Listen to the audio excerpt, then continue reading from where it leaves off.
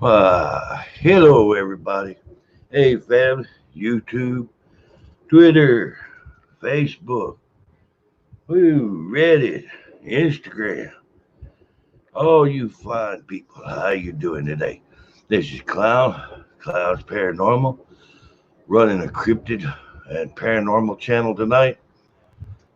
All about promoting cryptid and paranormal channels. You can come here, we can stream your videos out where other people can see them. Let people know, hey, go check his channel out. Show him some love. Give him a like. Give him a share. Subscribe to him. Hey, let's help you grow your channel. So, come one, come all. Hello there, South Cack Mama. Hello there, K-Pop. If y'all would there, please hit that like and share button. All right, let's see.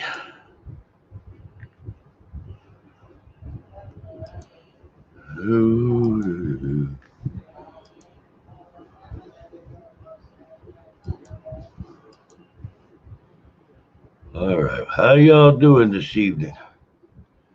There we go. My God. Ooh, what's been happening there, Tammy? You feeling any better? How you doing there, K-Pop?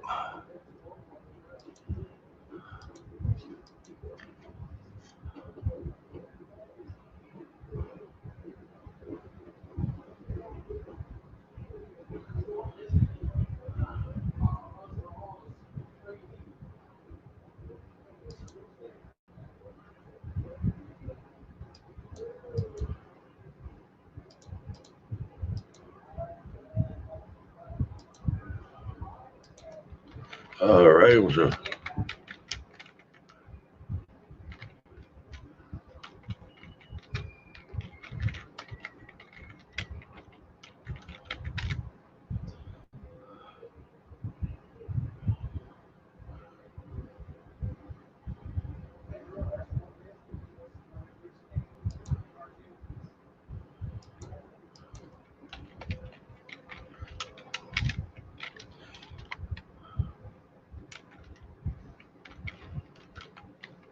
All right, so what y'all been doing today?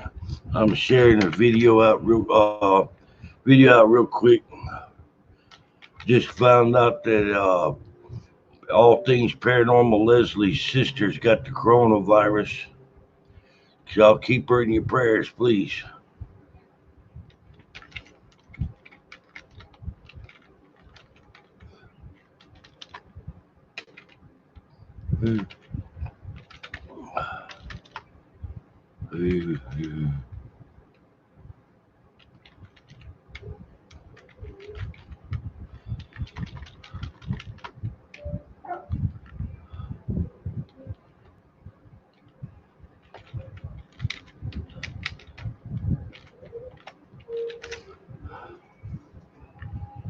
Hey, they say a prayer for paranormal Leslie, her family. Hey, all the families going through the tough times right now with the coronavirus. These people that's lost family members, some of them's lost more than one family member. It's a rather sobering thought to think about. Let's hope they find a cure, pray and hope that they find a cure for this coronavirus quick. A lot of good people there that's suffering from it. All right. Okay, thank you there, Tammy. Righty. Ooh, we got to share it out. So what? Hang it. I wonder what happened because she had a video premiered this morning and a bunch of us was there. She wasn't there. I'm afraid something bad had happened.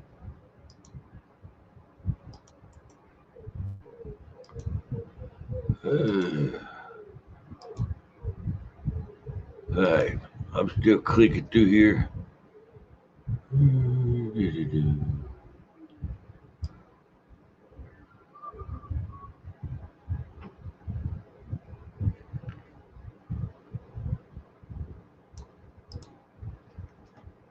I gotta share this. Yeah, I like that new artwork here that Vale was nice enough to make for me there yesterday. I was awful sweet of her.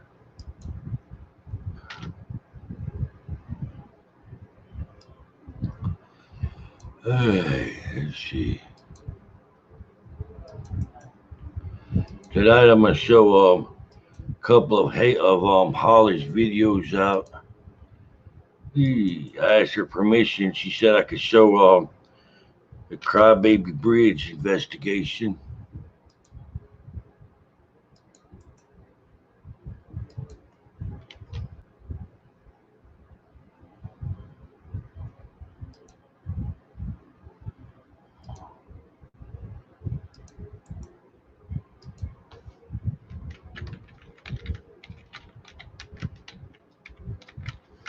Ooh, doo, doo. All right, through sharing.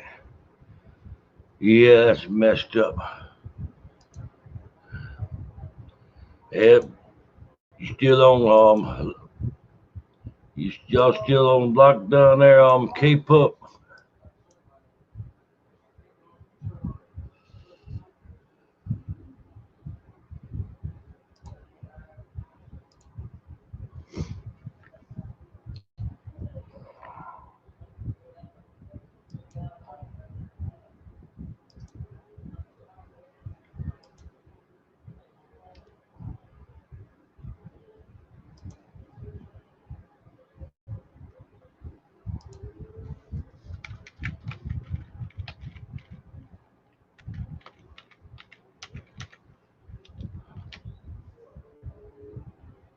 Ooh, doo, doo, doo. Let's see.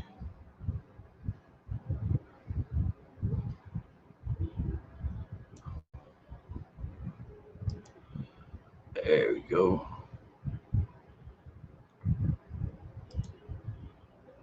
They get ready to get the stream started.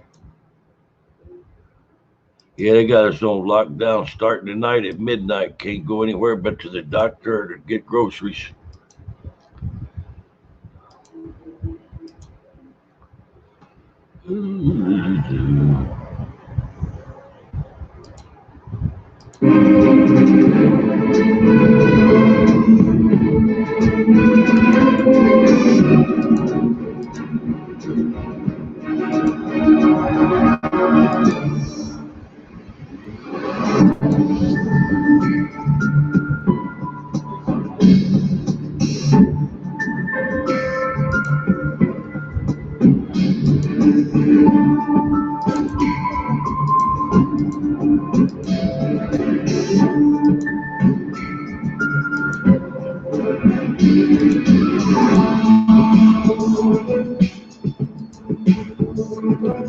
Let's blow this sucker up a tad.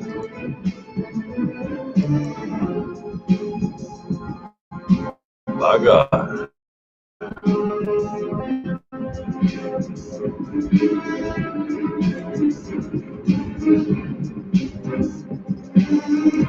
Hey, JB. How you doing, buddy? What happened, JB?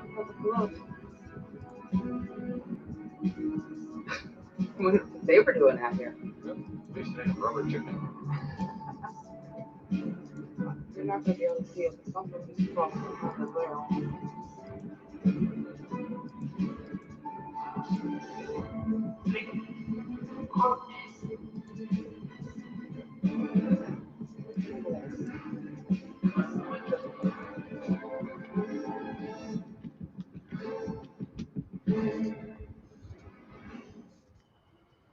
Hi guys, welcome to another adventure with Holly's Lore.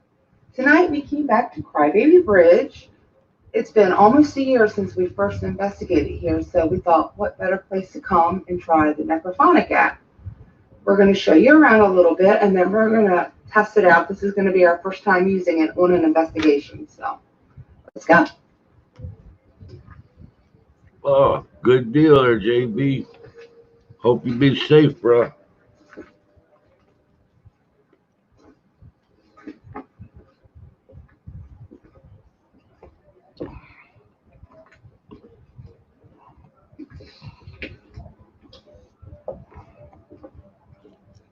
Everybody knows the story of Crybaby Bridge. It's where a mother and their baby went over the side of the bridge and they both died.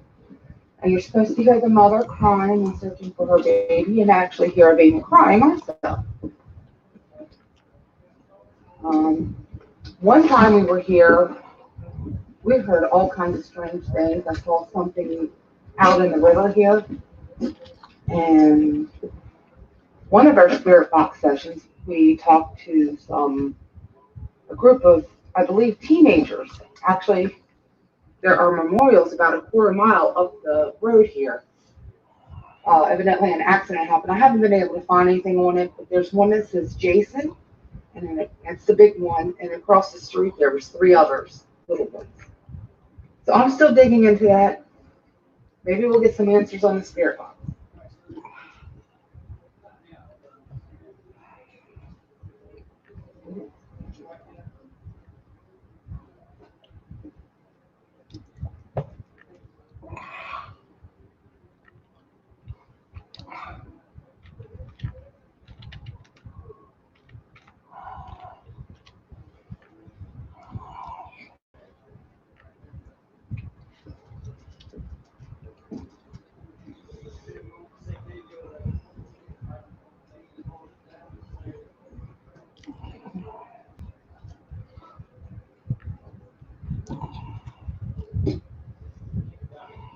Can't see down there.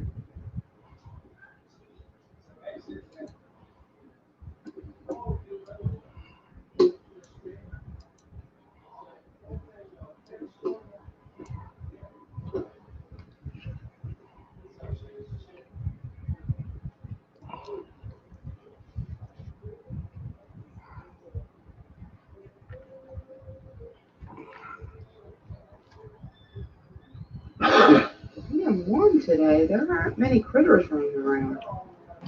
No, it's warm enough we have some bugs out flying around. It's about, what, 50 degrees tonight? Yeah. In the middle of January?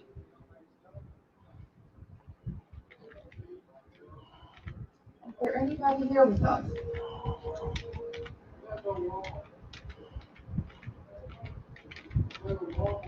You can come speak with us, and we should be able to hear you in the camera when we get home.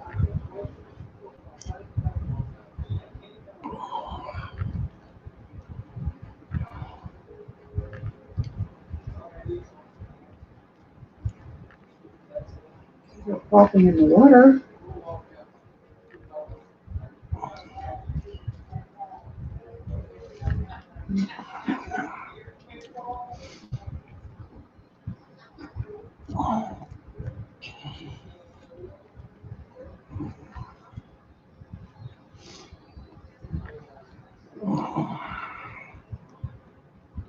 We just want to hear your story and find out what happened at the bridge here.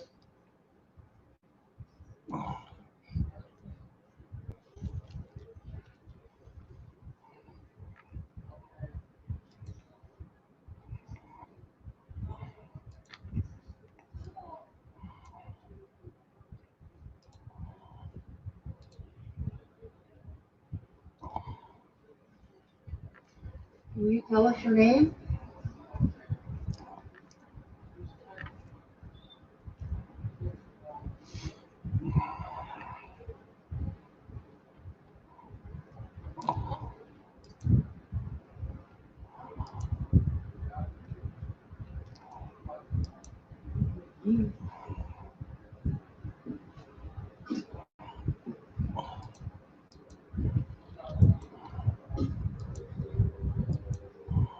You have spoken with us before. Why don't you come speak with us again?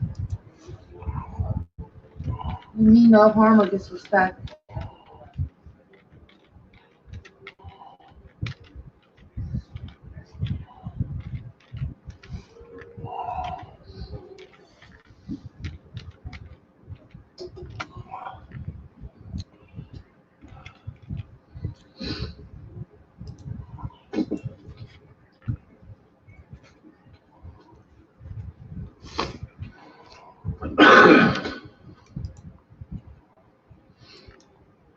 You want to go ahead and try the app out?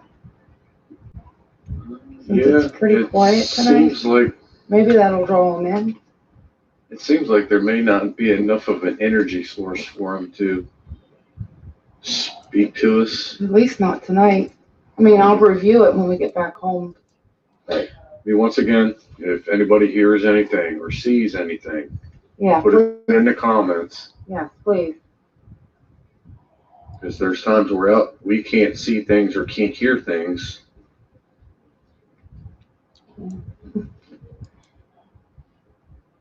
That's just geese in the background that you hear.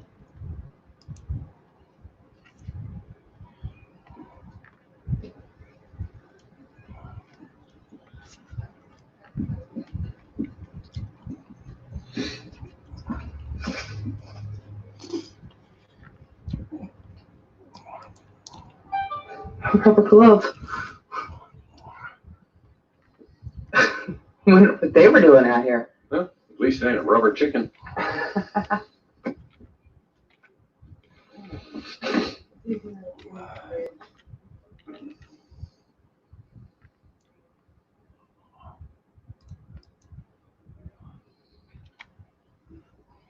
All right, I don't know where you have it. There it is. Okay. And I'm gonna get my speaker to make it louder.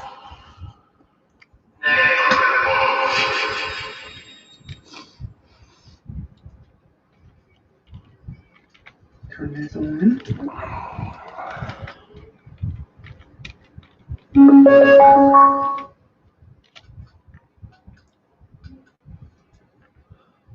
Oh, here we go. It's gonna do that shit again.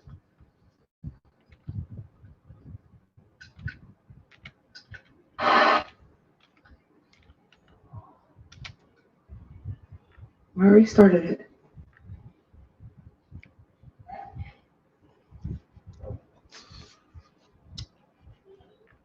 Just Hi. Huh? Can you tell me your name, please?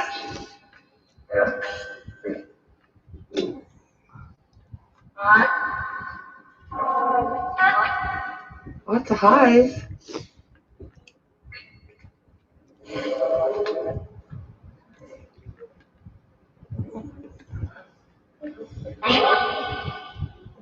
Can you tell me your name?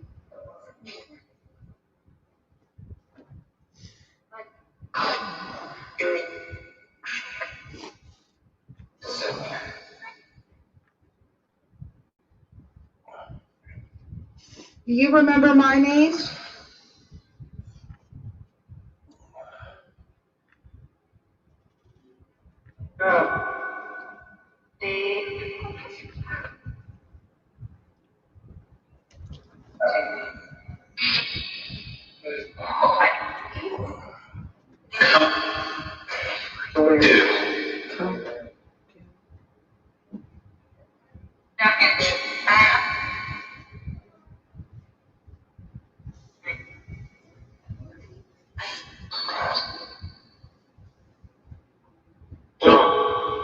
Can you tell us what happened here? How did you die?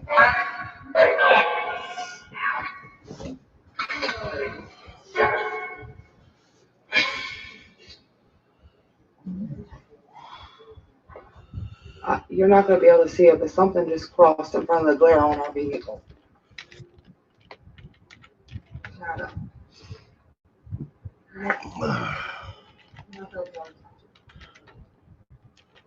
no.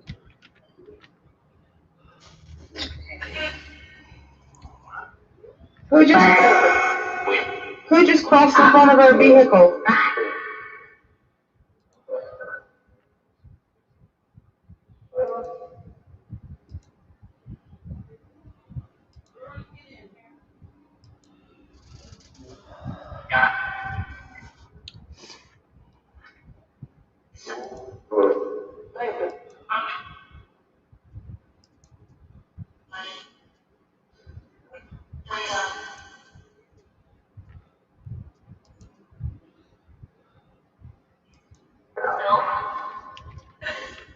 Nope.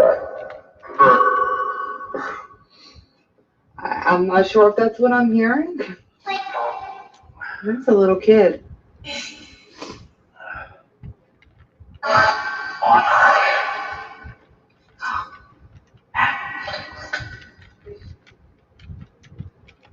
If you're here with us, give us a sign.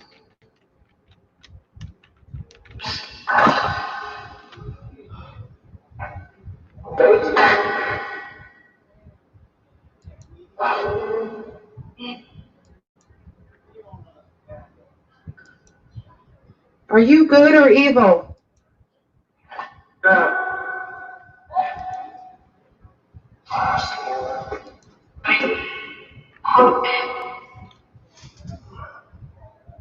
Something over there.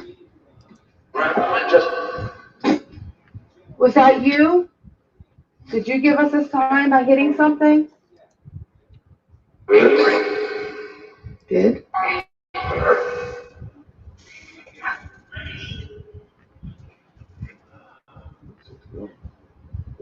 We are just trying to get proof of your existence. Will you help us?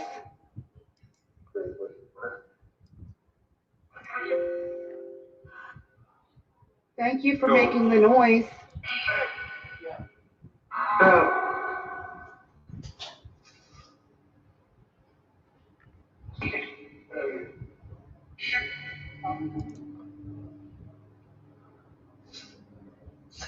Can you tell me what color shirt I am wearing tonight?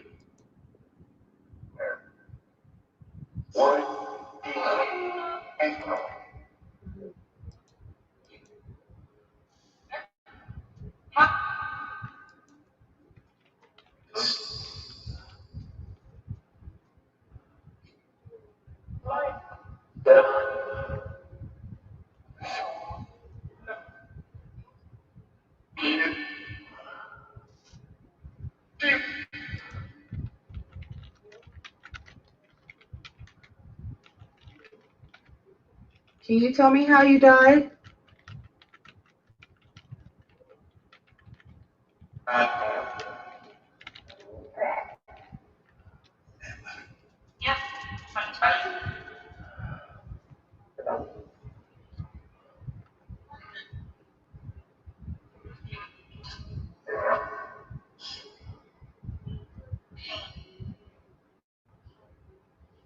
What year did you die? Just give me the last 2 digits, please.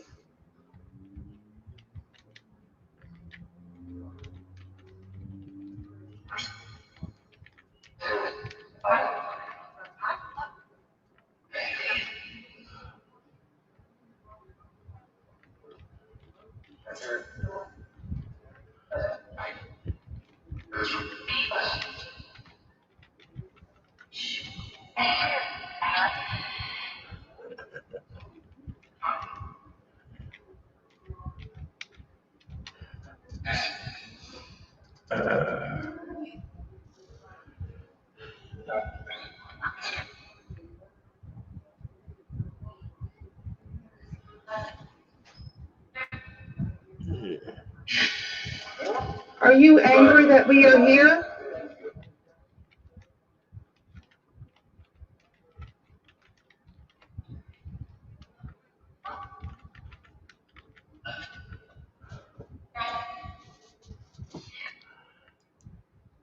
Do you wish us to leave?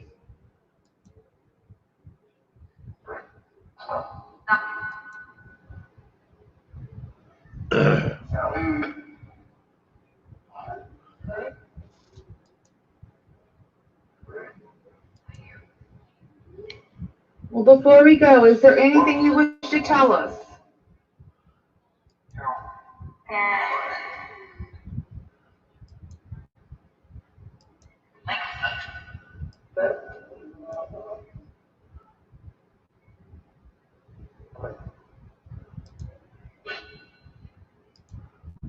Well, thank you for speaking with us.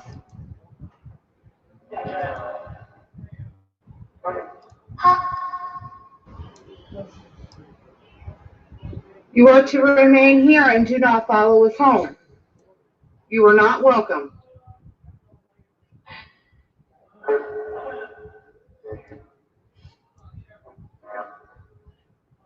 Thank you again.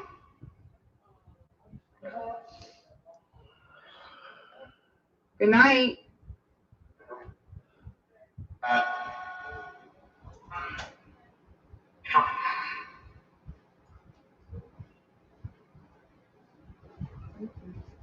I'm still learning this thing.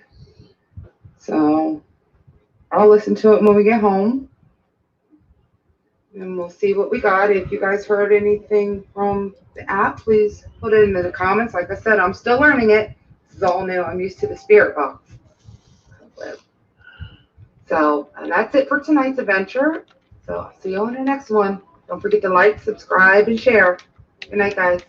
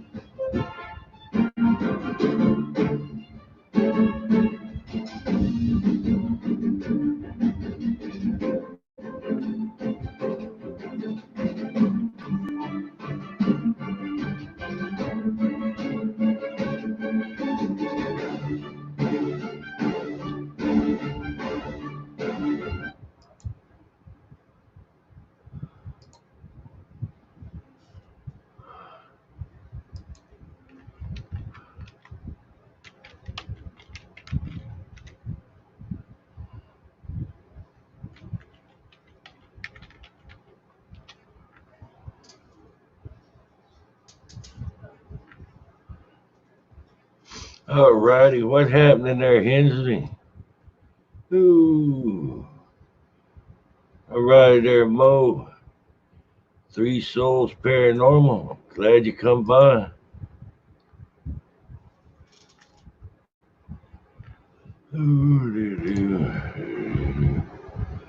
Yeah.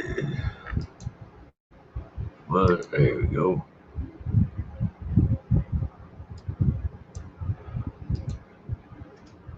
Ooh, damn it.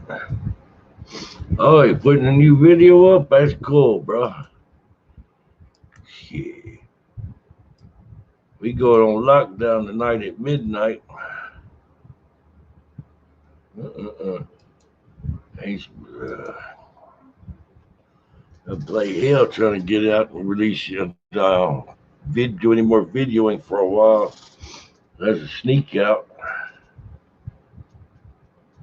Dude. Hey, all righty. Here's the new. Yeah, I got some new band artwork for the live stream. Hey, I got to put this one up extra special. Oh, I like to go that damn haunted trail. There you go, Tammy. What you think of my new one? That's, ooh, by God. The nature walk, where at there, Hensley? There. Well, look at that.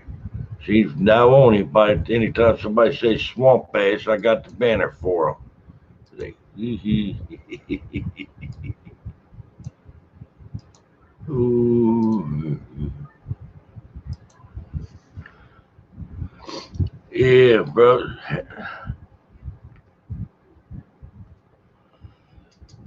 Right. Yep. Let me see something.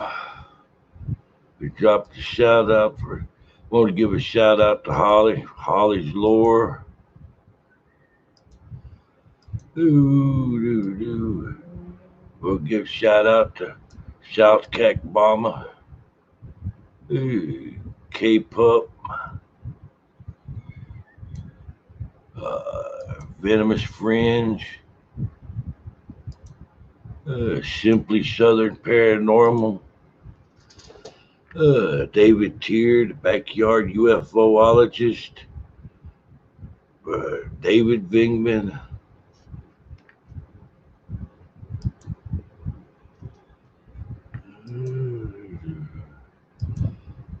Let's see. Maybe drop a let's see. Of course, we ain't gonna forget about my buddy Dustin. That's from JBD Camo Man 73. We'll give a big shout out to Super Night PTV. We'll give a shout out to Haley. And a shout out to Lily Dark Girl Adventures. A shout out to Midnight Paranormal. Hey, a shout out to Beyond the Veil Investigations. Through the Veil. Artzilla. Definitely want to give a shout out to Artzilla.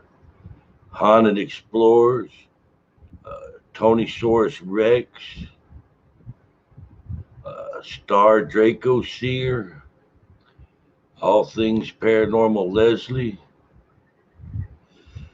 Hey.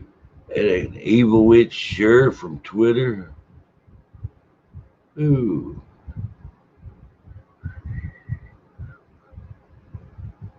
Hey. Well, shout out for Ron Trombley, 18 from Twitter, and Cyrus Says 96 from Twitter, the co-host and host of the Venomous Friends. Want to give a shout out there to the Paranormal Adoptee, Miss Highlighter, AK Explorations.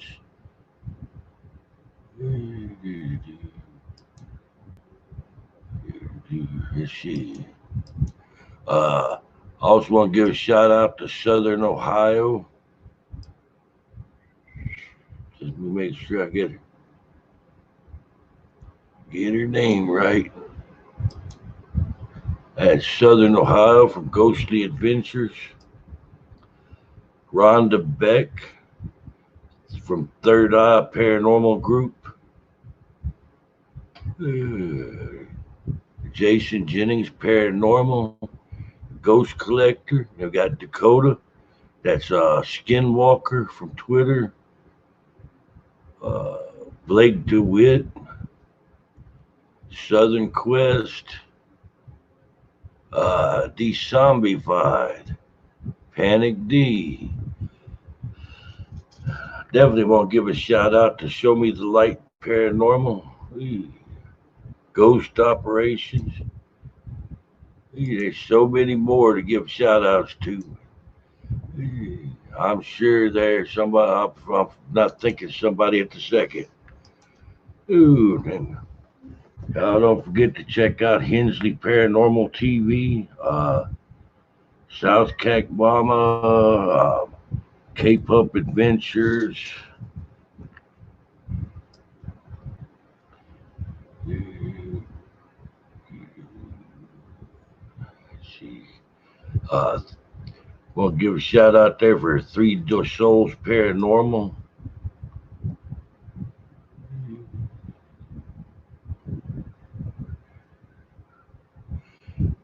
Also want to give a shout out to the Mo and Cooper Show.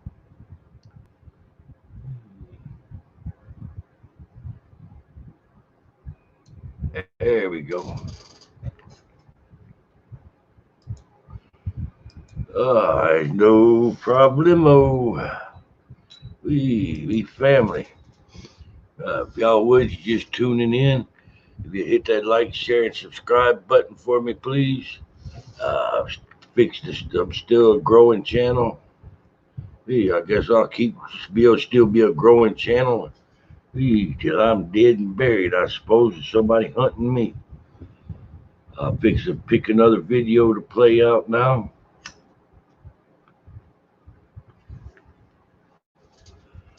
Hey, let's see. There we go.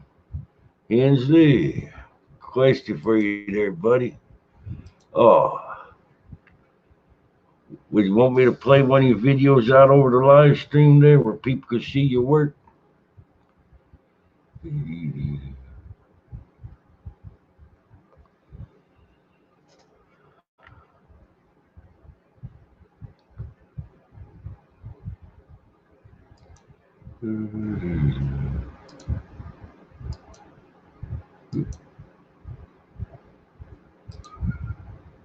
Alrighty, babe.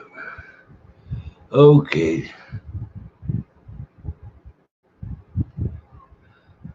Hey, David Bingman. You just missed me giving all the shout outs. And you was definitely there. Yeah, I was talking to you, Hensley. My God, I definitely want to give your channel a shout out. And I'll play a video for you, just as long as you don't have any copyrighted music or anything on any of your videos.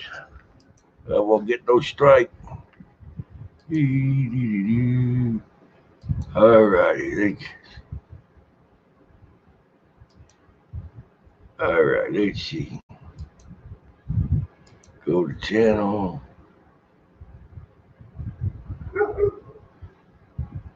Videos.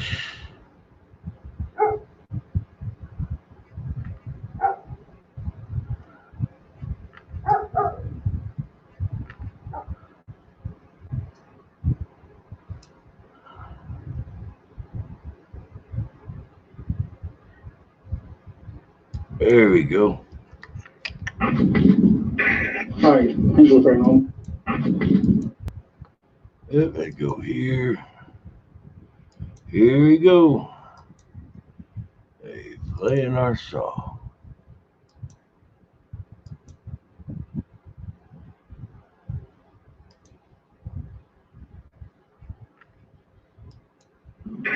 Hi, Klowns Paranormal. We're at Darby Cemetery in Delhi. From Spirit Box. Yeah. If there's anything, just let me know. If y'all would hit that like and share button for the stream where we can get Hensley's video out there.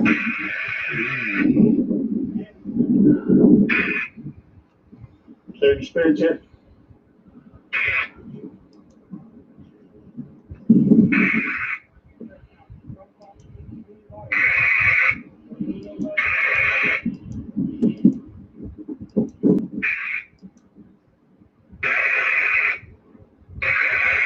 If anybody hears anything or sees anything, please let me know. If you're not subscribed, please subscribe and like.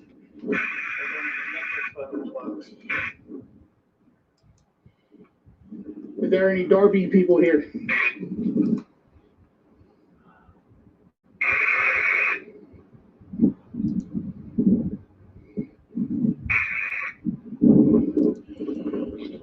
My name is Bobby. I'm not here to disrespect. Is there a man that walks through here with a green lantern?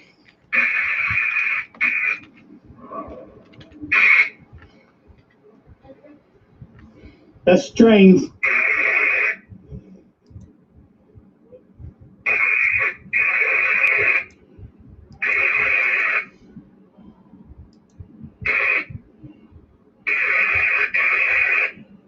Yeah, but not cemetery here. I just want to let you know that.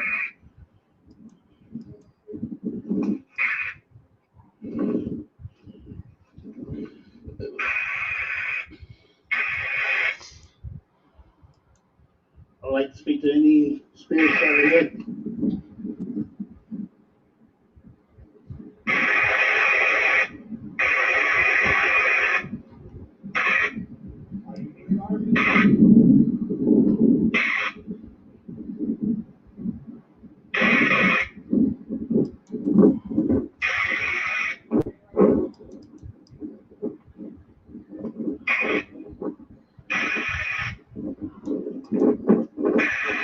Is there anybody out here with us?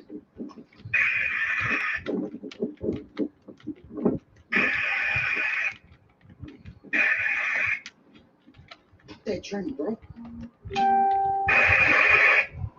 I would like to talk to any Darby. Oh, what was it? I would like to talk to any Darby that is here. Can you please say hi? If you're here with me, let me know.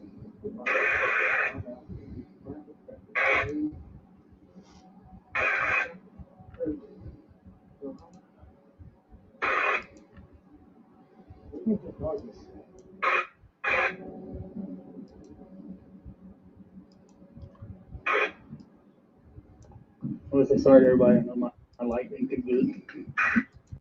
I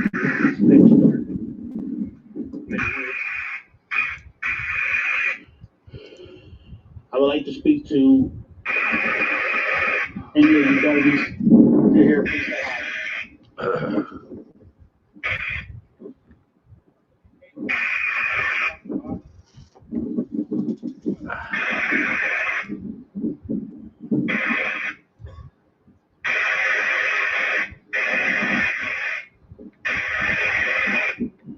You're the guy with the green lantern. Can you tell me that so you can see your lantern?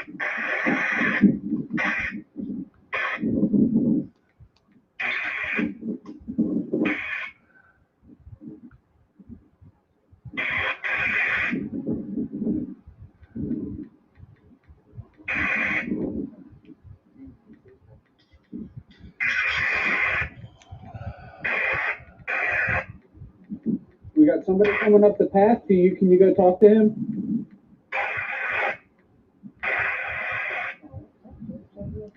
We're pushing down the hill. Smack him in the back of the head right now.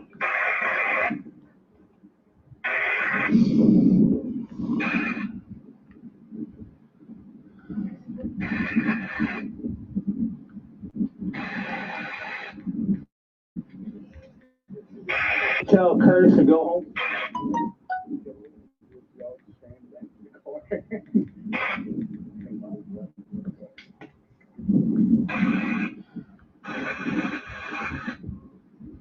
What was that?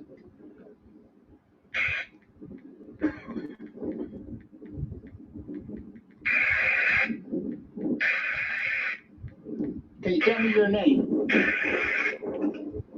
Well, why don't you just knock my speaker out, though? Well, I need a lighter.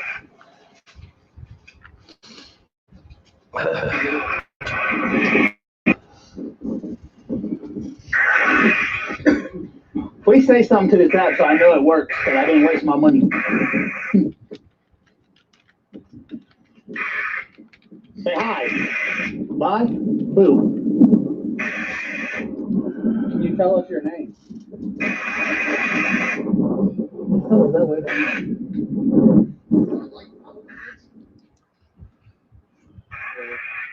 Where's that house? I don't know. I just seen it. Like, right there. It flashed. That might be the road.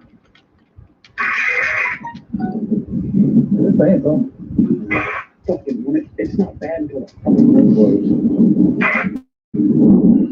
Are you gonna speak to us? Is it cold or is it hot out to you right now? Just say something. Repeat what you just said. Do you want us to leave?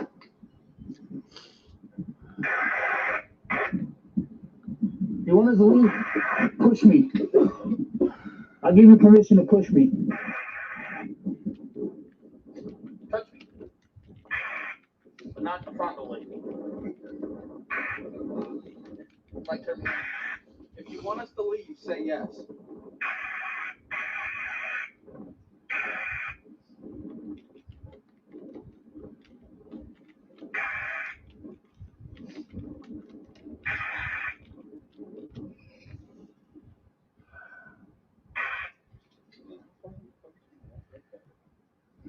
I don't know, but it's cold. My eyes are open. I know. It's like I said, it's not too bad for the wind fucking blows. My butt hanging out.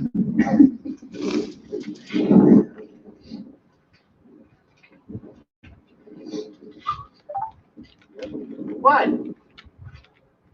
Oh, they're gonna act like you're something to watch. Man, I'm about to fall, motherfucker. Ow, ow, sticker bush.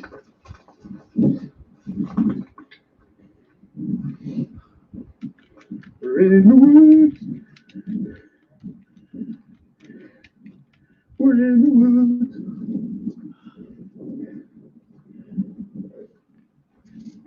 Welcome to the woods.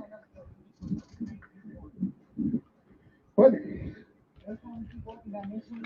The thing keeps going off saying keep warning. Like it's warning us about something. Keep saying keep warning. Keep the light from so I can use it for the camera. That's all from it. The light. No problem. That's don't. Should we keep going?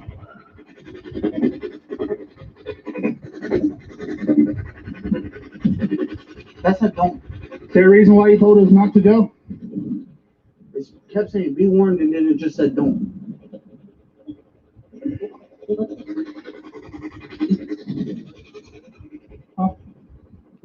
All right, well, we're going to keep going.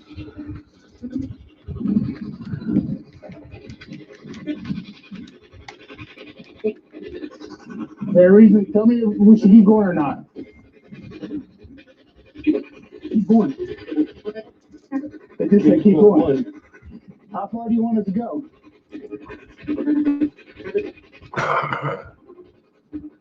You hear that? Hear something with it? I did. I'm ID. No. Dude, I was by myself. This thing on multiple stations that be warned. What do you want? Just said it again. You want us to stop? Can you say one of our names? Let's stop. Oh. Did it just say J-Roll for real though? Hey, what is one of our names? I ain't even trying to fuck with you. Chris.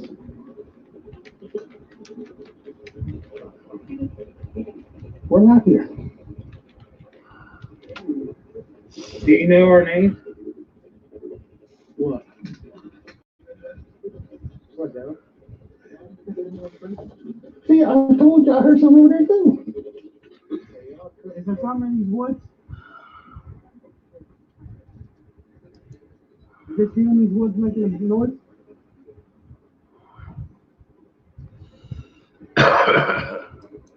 Should we keep going? Yes or no?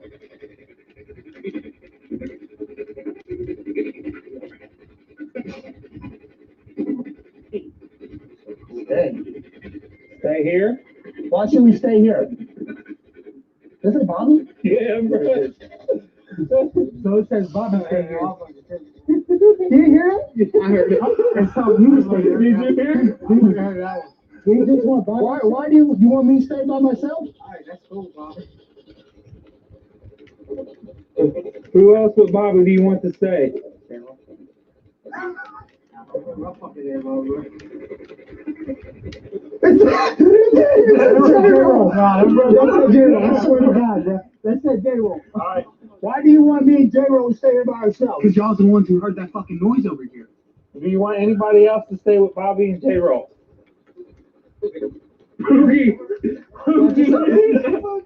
Bro. All right, you got two more names. Can you say the other two names? No. There's-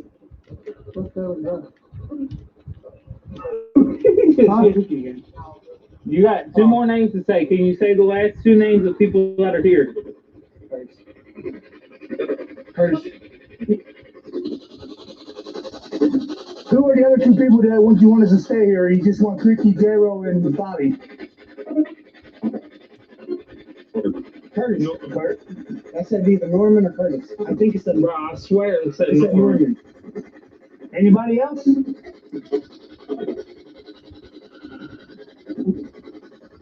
Nope. Why don't you want the other guy to stay?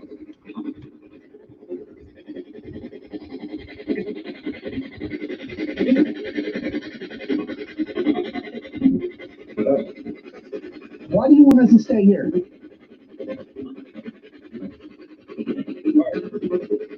Are you good or are you evil?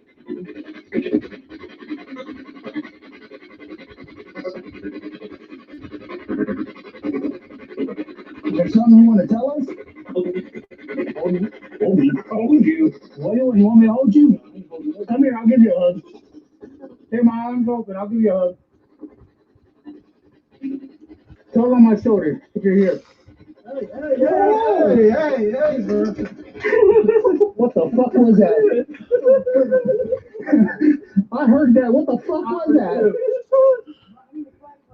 Ask him if that was them, Curtis. Was that you?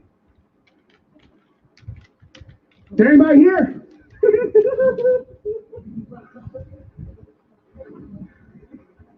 I ain't scared of you, whoever you are. I'm not here to harm you, so don't think you're gonna harm me. Come on, blow now. They said leave. All right, bro. No.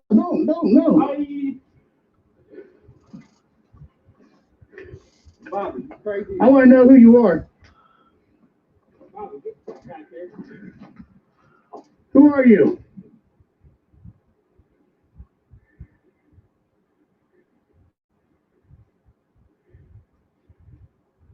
We heard some over here. Ask them who they are. Well, come up here if you like. Who are you?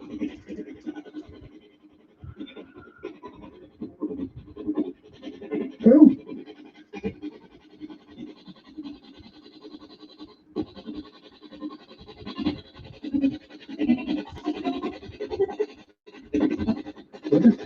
Who are you? What do you want with us? That's it. Oh.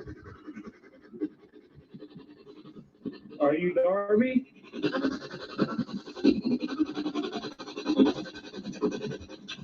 Make that noise again. It's a Darby. If you made that noise over there, do it again. What a mass cold chill in my room, bro.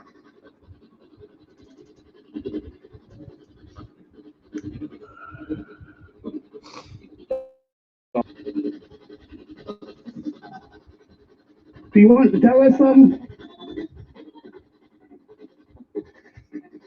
They said something I don't know what to say. What did you say?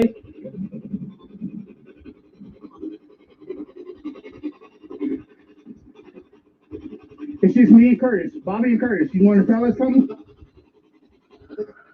Yes. What do you want to tell us? We're here to listen.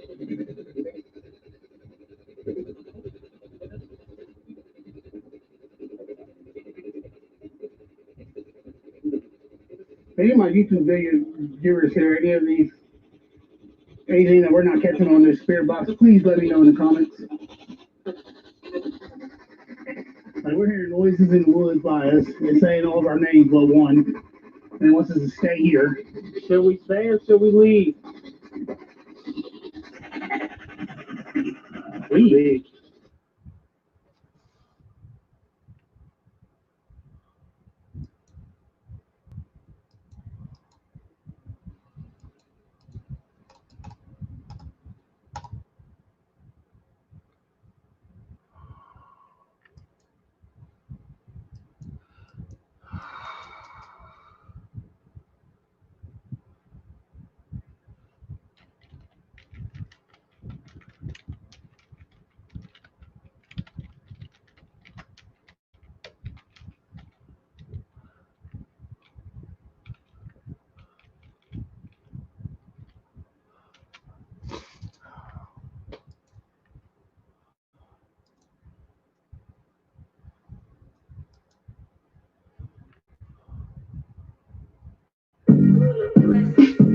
Get out west, slang it out west.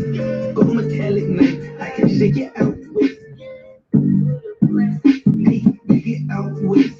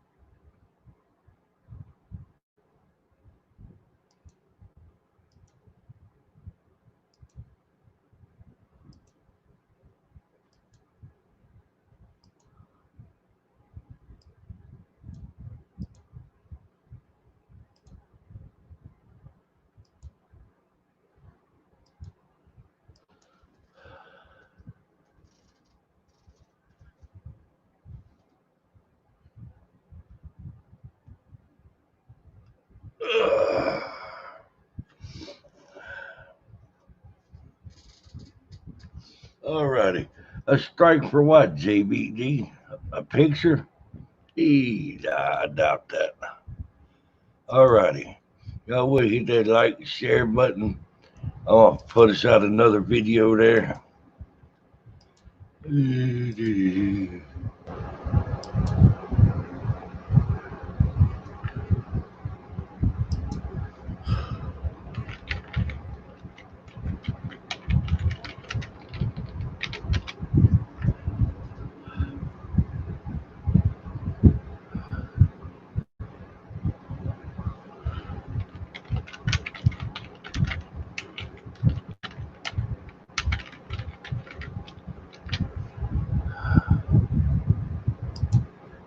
Ooh, what's happening, Kevin?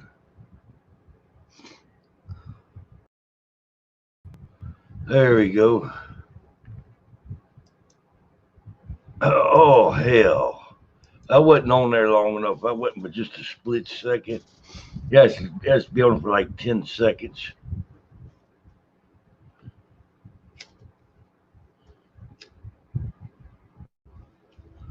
Bro. Whoa, how you doing, Kevin? Ooh. Oh, damn it.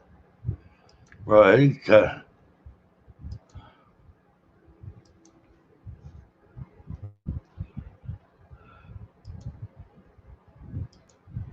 Ooh, still here, Hensley?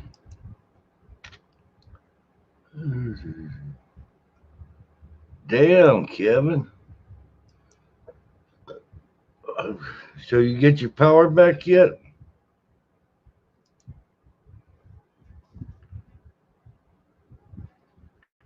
Okay. All right, just make didn't know if you left or not. I think I'm gonna do a thing. All right. I think I'm gonna do another video.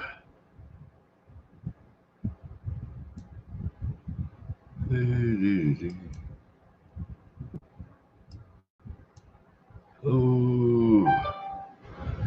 You could have been at a neighbor's house or got your phone charged.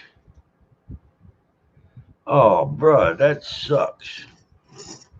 I'm sorry to hear that, Hensley. Bro, I'd be upset over that. Bruh, damn, wait. Hell, after this corona crap is over with, you're gonna they'll let you reschedule, huh? Yeah, there tonight, well, at midnight, we're on lockdown. Can't go nowhere but to the doctor or to get groceries.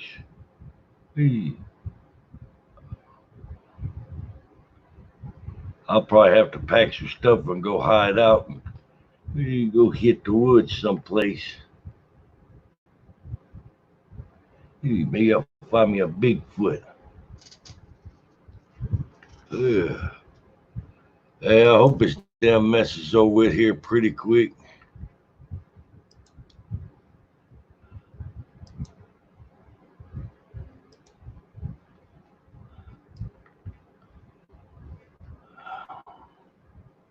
Alrighty. Well, what we gonna play now? May 1st. Good God. April. April. Yeah. Yeah, that's what they're thinking is after the May, they're getting 30 days in it, infection rate should drop.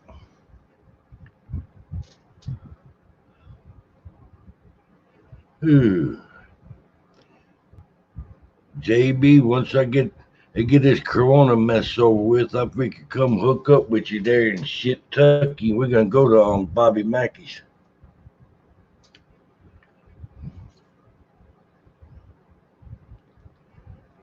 Oh, I won't go to Waverly Hills too.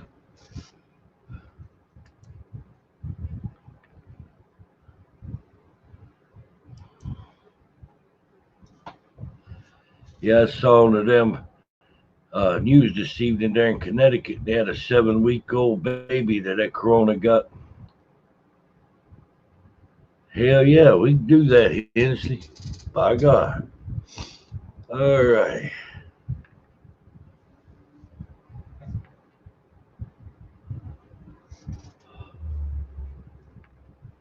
Yeah.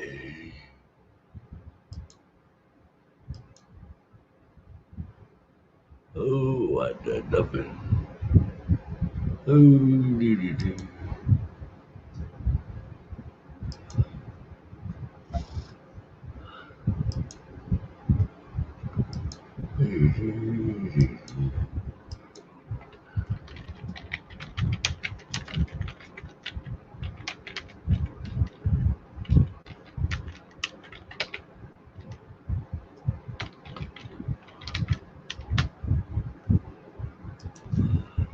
Yeah, that's messed up.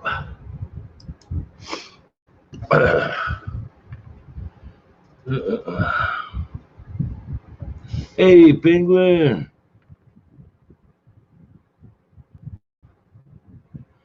That's my kind of place, Evil. By God. Hey, I go in there for a couple hours. I might be run everything out of there. Or then again, it might be throwing me out to the freaking wall. If,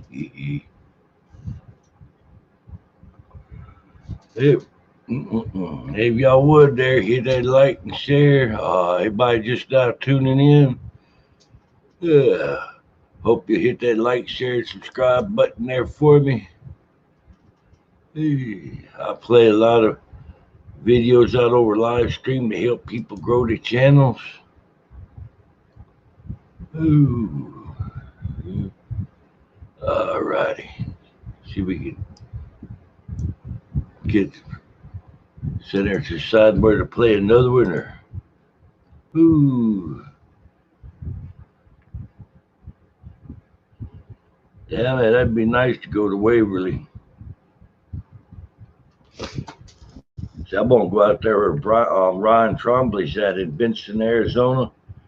Go on a dog man hunt. I interviewed a lady there yesterday twice. They got her videos linked on my videos where she was attacked by a Bigfoot. You could actually see when the damn thing's arm reaches over and slaps her. I'm supposed to go collaborate with her.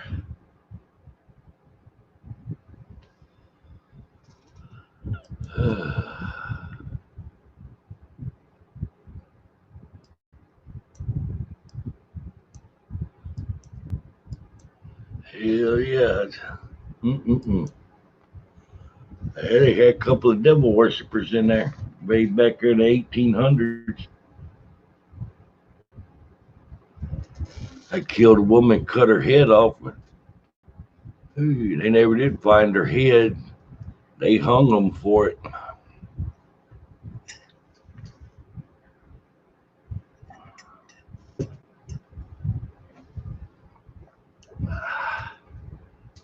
Uh. There you go. Hey, David, want me to play one of your lava lamp videos? Hey, I've been wanting to do that for a while now.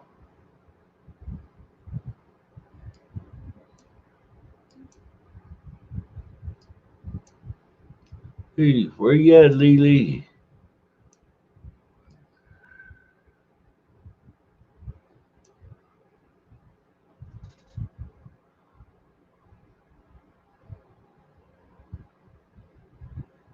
Mm-hmm. Yeah, Waverly Hills, bro. Had so many demon people died there. It had to be drawing a damn demon or demons.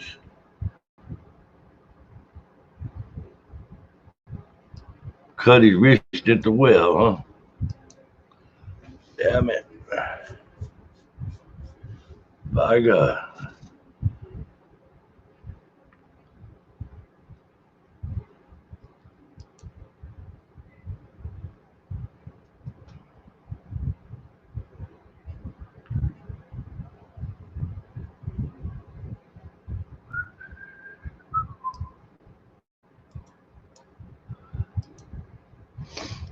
Ooh, yeah. Mm-hmm. Yes, indeed.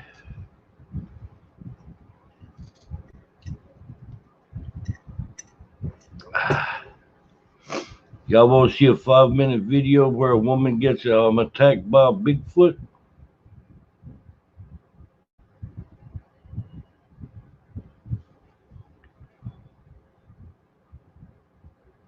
That's it, JB.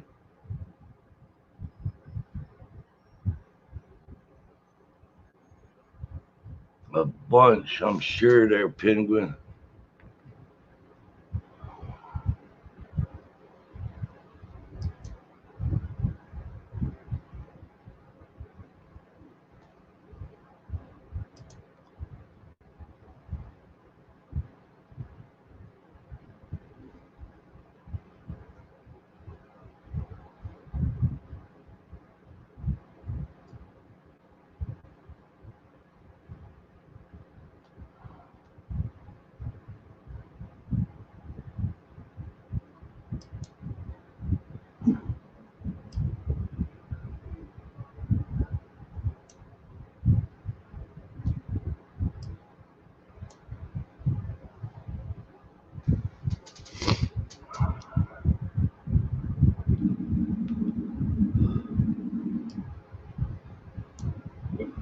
To take my sleeping.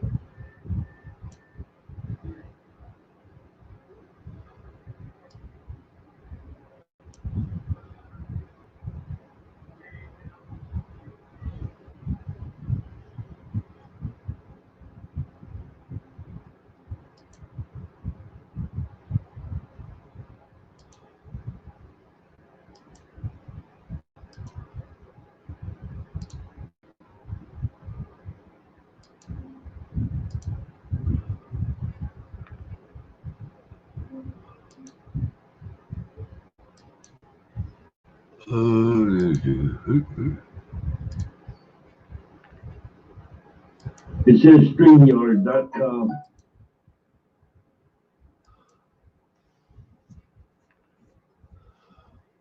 Oh, Venom's here too. What's up, Venom? Play it now. She's There gonna we be up. go. She's coming up on the panel now. All right. I've done this live stream last night. Hey, Venom. Oh, everybody's here now, huh? There she is. Hey, Simply. My cameras look, guys. I don't know what's going on. It's distorted. It looks crazy in here. Do y'all see a bunch of blurry stuff? I do, yeah. That's interesting. Yeah, it makes me want to call an old priest and a young priest. That is really Hey, I need this house is so big. Whoa. You're funny, Clown. Hey, how about that? That's good. Good to see you. I don't know. It won't. That'll work. There you go. But yeah, you guys, the whole with me going out in the woods and everything, I did not go out looking for any type of dog, man. To be quite honest with you, I heard all over in Mississippi my entire didn't believe it. I'm more into the ghost suckers all the time. They interact with me constantly. Right. But I went out there to on the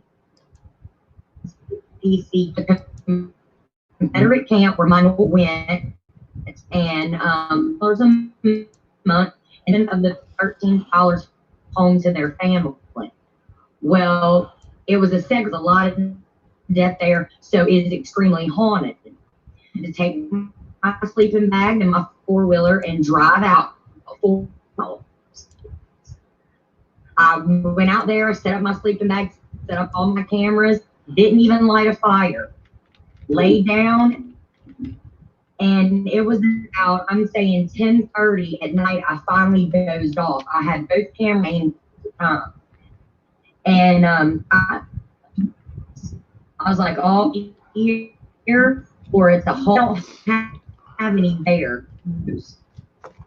No, really big. I figured maybe so So I grabbed my sidearm and I set up and I was looking around with the flashlight just to make sure. I never seen anything went like quiet. So I dozed off again and I wake up to like pow, pow, pow, pow running through the woods, and it startled me.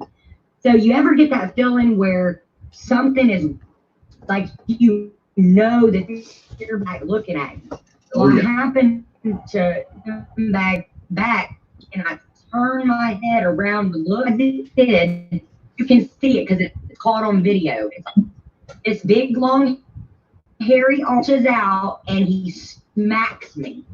He hit me so hard. Like, oh my God, when I threw the flashlight, I see was a gray, like shaggy looking mist running on two legs hitting the woods. I seen no face, no what it was in here. Just kept my mouth closed about it. Didn't say anything. And my husband actually noticed it and said, that is an all. So we were going through all of it, and it had been messing with my camera. It walked up, blacks the camera, one of the cameras off of the four-wheeler, and turns around and like fidgeting with it, picking up the camera, moving it side to side like this. What in the hell? Camera like this, like it's, you know, focusing on something intelligent, and it must have had a hand. But the crazy thing about it, I scared me so bad. My sleeping bag, I jumped on my four-wheel frame. It cranked up for a second and it completely died. About, I'm saying maybe 2 trailhead, and everything went completely power on myself on my four-wheeler. I had to finish walking out of the woods the rest of the way home. And we're talking in the morning, no flat cell phone, like nothing. Just sleep. Now, Clown told me that sometimes people like say that Sasquatch does that. That something I don't know, but I've never had it at the same time. Yeah, it's very common with the Sasquatch encounters. Cameras and whatnot. All of this is, see, I made sure that I got it all on, you know, uploaded everything because, like fake. Would you mind? No, it's not. I'm kind. Well, would you mind if Clown showed me the video? You can't share the video. Yeah, Clown. No, go for it. All right. It's under it. Haunted CC. That's the name of the video. I didn't put that, whatever. But just to let well, where I live, there's a legend because we have a Indian tribe.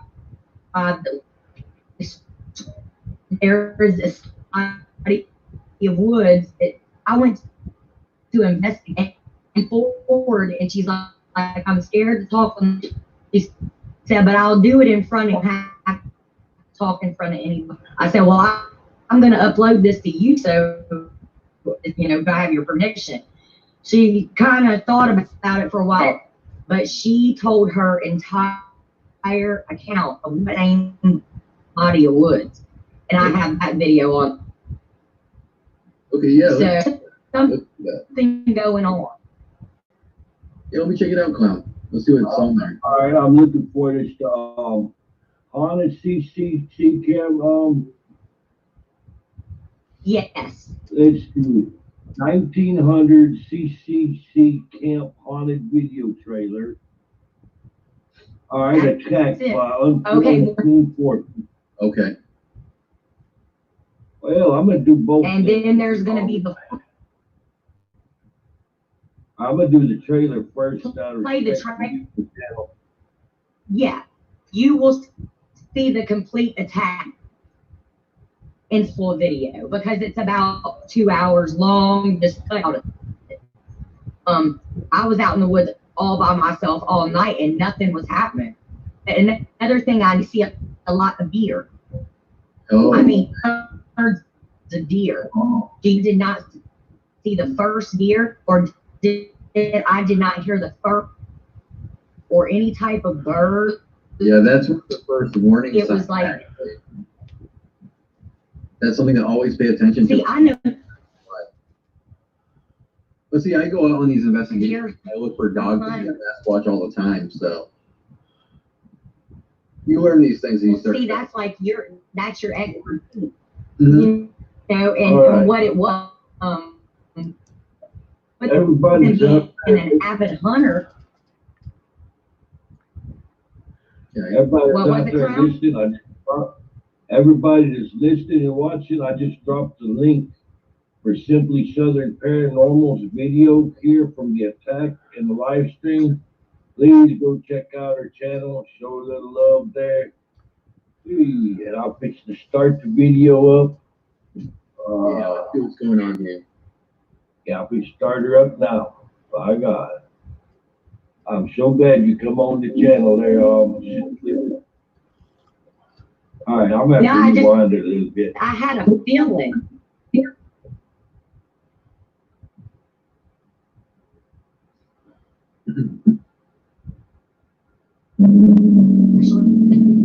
Driving out. Oh wow, look at that forest there. Wow.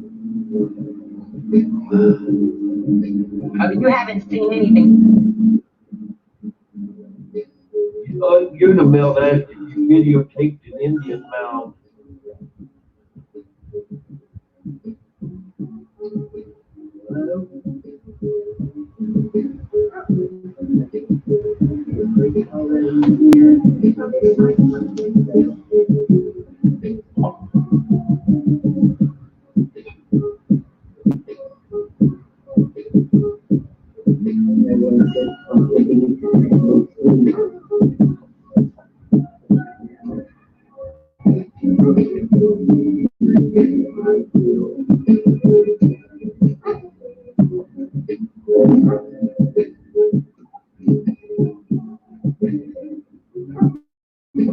Oh, you think?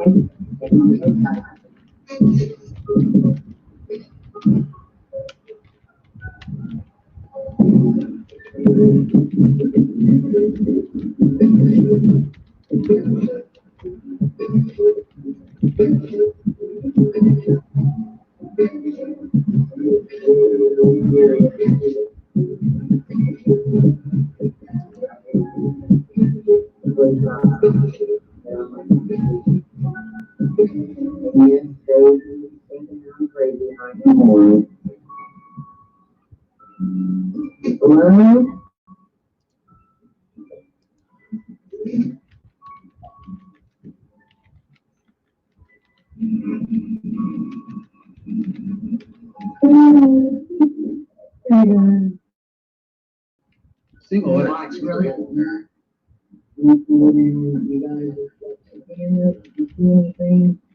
There's some tree breaks in there. That's very interesting.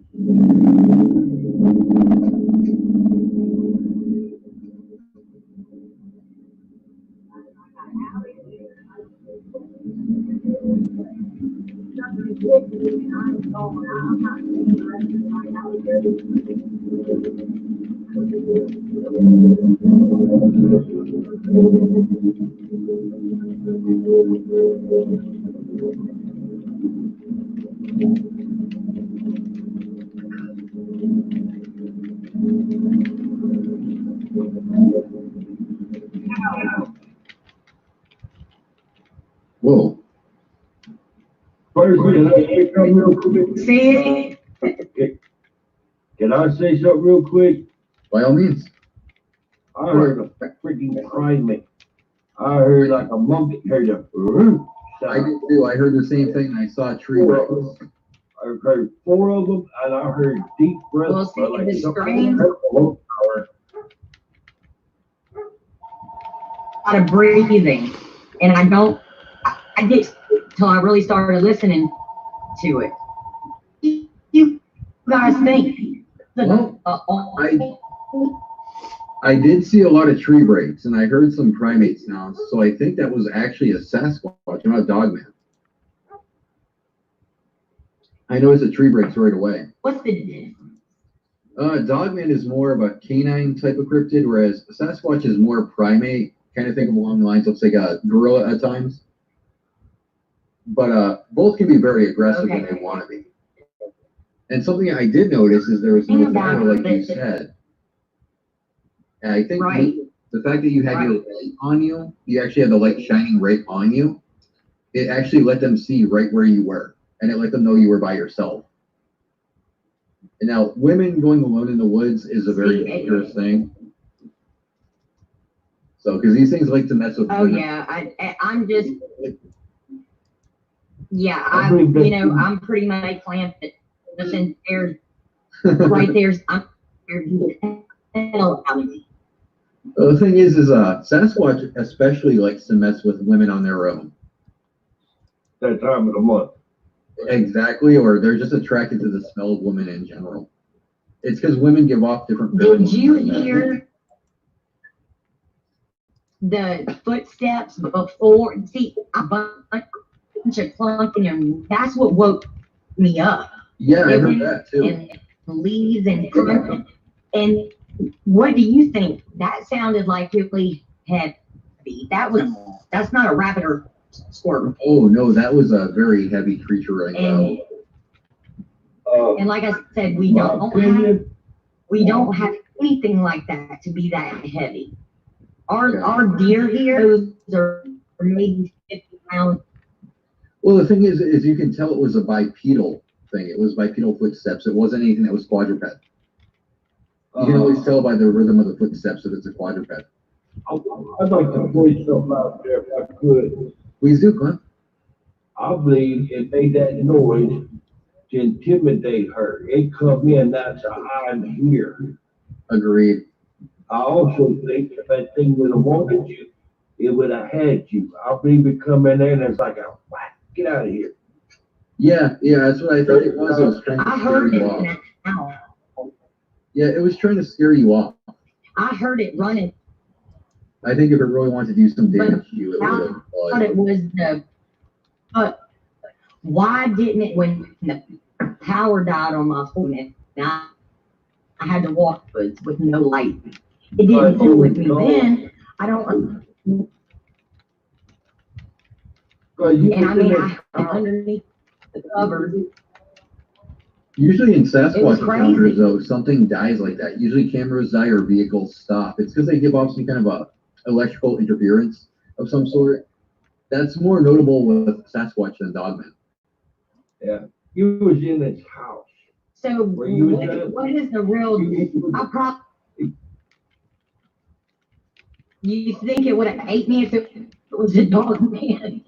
I think if it was a dog man, it would have pounced on you. It wouldn't have just hit you. It would have pounced on you and given chase. You know, because these things are more, you know, think of a dog. When a dog's stalking you, a dog's going to pounce on you when it gets a chance. Whereas Sasquatch kind of toy with people more often. So I think it was just trying to get you out of its territory. It didn't want to hurt you. It just wanted you out of there. Because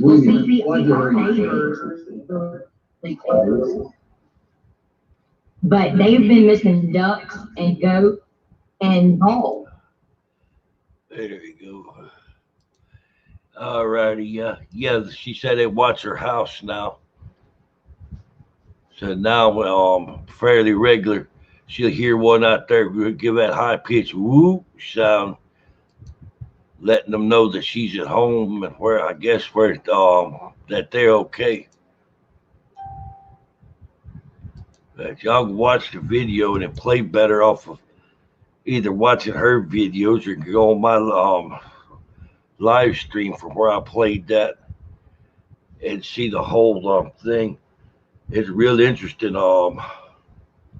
video we just done last night from the interview, because Ryan shows from Venomous Fringe shows a whole bunch of interesting stuff about Bigfoot. Fringe shows a whole.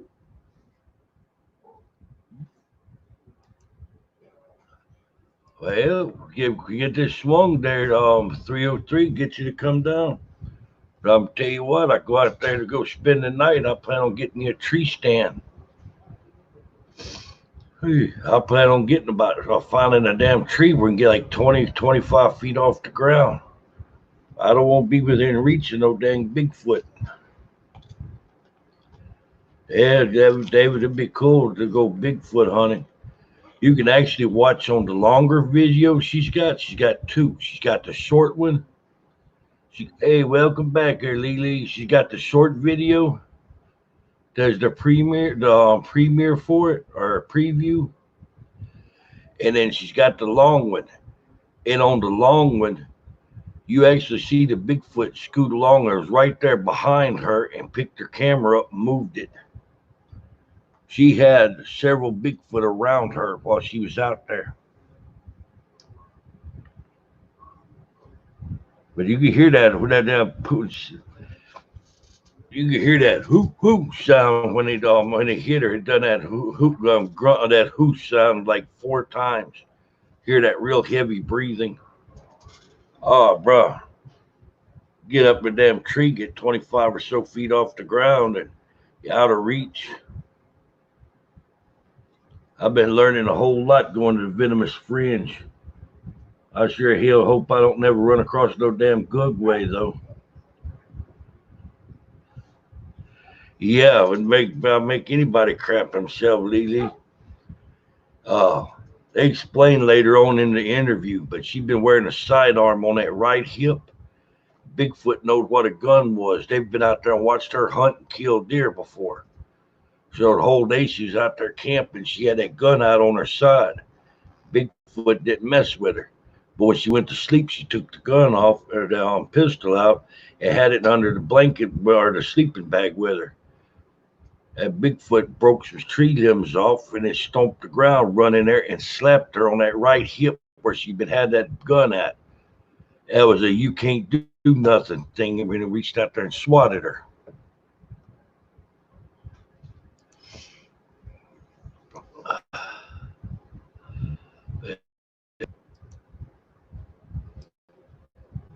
Yep, y'all get a chance there, you ought to check out Venomous Fringe. They got a whole lot of interesting information.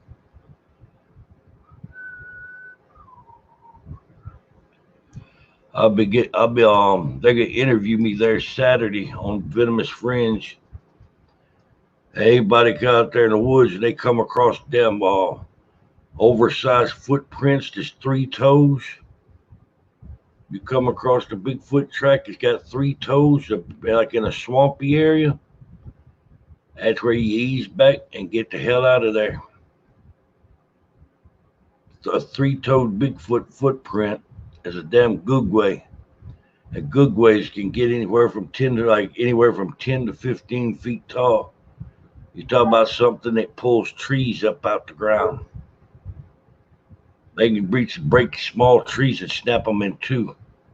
Yeah, they smell gun oil. If they've been anywhere around where people have hunted and shot firearms at, they know what a gun is. That googway is what they call a face eater. They're pretty damn smart, and yeah, camel toe. By God. And some bitches a hide. A damn googway is very aggressive. They come out on somebody, they come out to get them.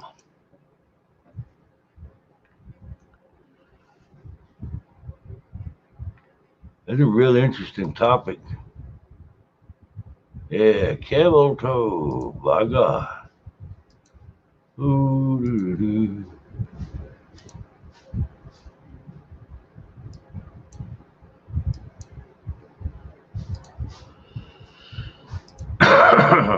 yeah. They always go for moose knuckles. By God. Oh, they are. That's the good way. I've got permission to show y'all the video if you want for Venomous Friends. I can show you a video on the good way. The breakdown on it, the good ways get up to anywhere from 10 to 15 feet tall. Very intelligent. Very aggressive. And they attack a person.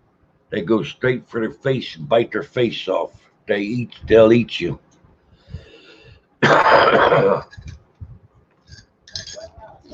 The good way will sit there and hide and ambush or hide to keep away from you.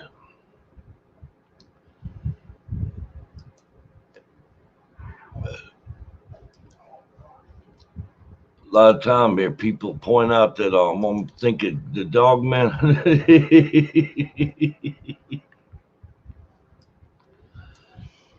My God. Ooh. Hell yeah. Yep. Which would you rather have? Moose knuckles? Hey. Or swamp ass? Oh.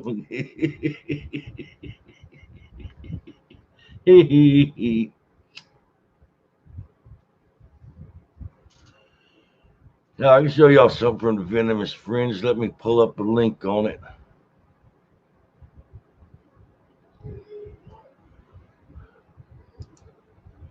Ooh, doo-doo-doo.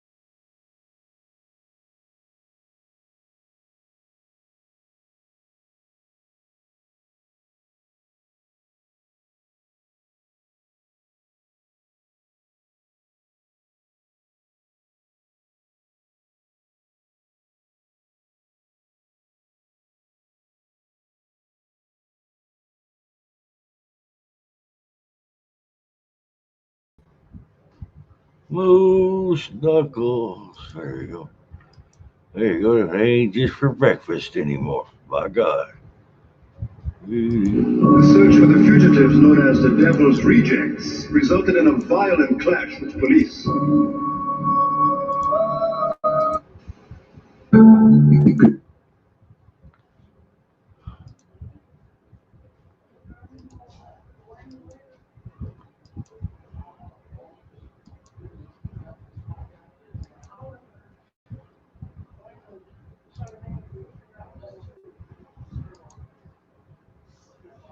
Good evening, and you're listening to The Venomous Fringe. Join us this evening as we sit down and talk about the mysterious phenomena that plagues our world.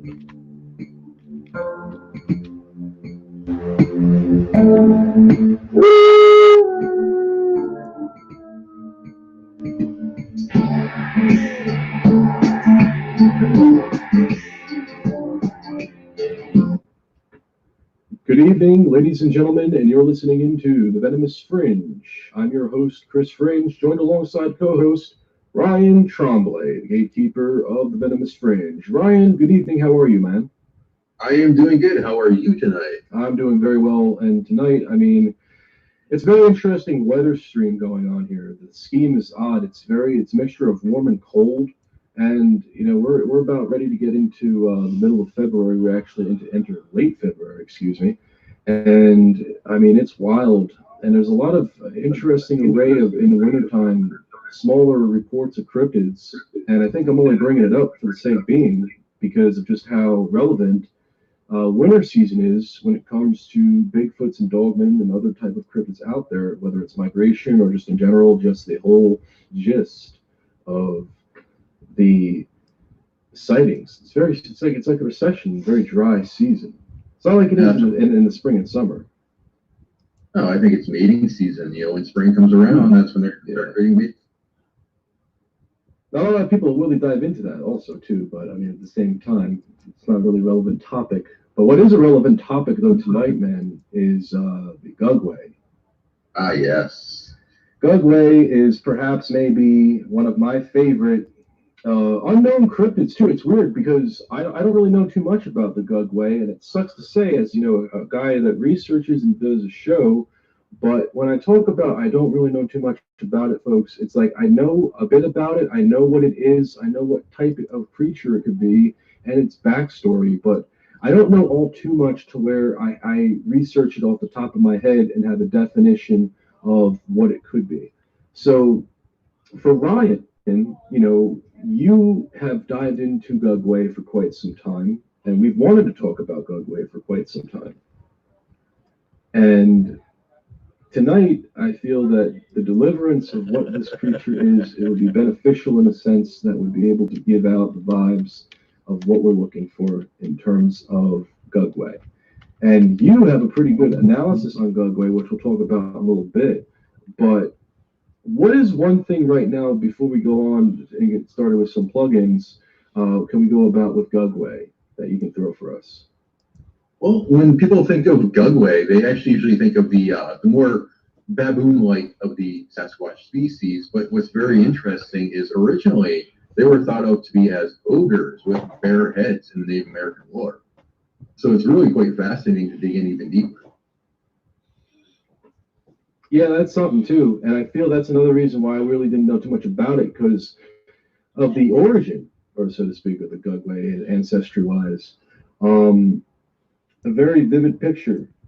And even with Gugway too, man, you're dealing with something here that I feel is, and I think for many who dive into it, it's a totally different type of creature, I think. One of which that isn't your typical Bigfoot, isn't your typical Dogman. I know there's often been a strong comparison between the two and how they could be of a hybrid, but I think Gugway, man, is a very odd creature, and I'm looking forward to talking about it tonight, especially with you.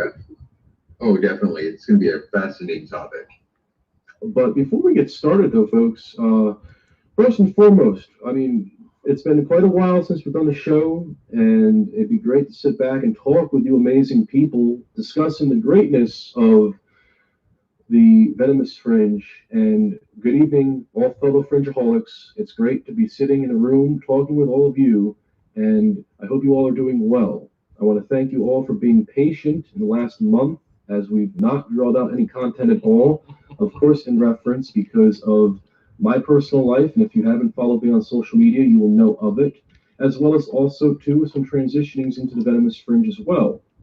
So for tonight, me and Ryan, we are working on this project in efforts to help engage with the fellow Fringeaholics into an educational experience and for you guys to get an idea on the type of cryptid we're dealing with here.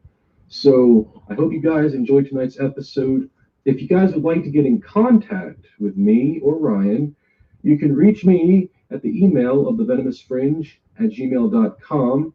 You can also reach me on social media, folks. If you guys would like to reach me on Facebook, Twitter, you guys can follow these links down below. They'll be in the description. As well as if you would like to follow Ryan, feel free to check out his Twitter as well as also other social media content. All links down below. And if you guys enjoy this type of show, enjoy the content, and if you guys would like to help donate to the Venomous Fringe, there'll be a PayPal link as well.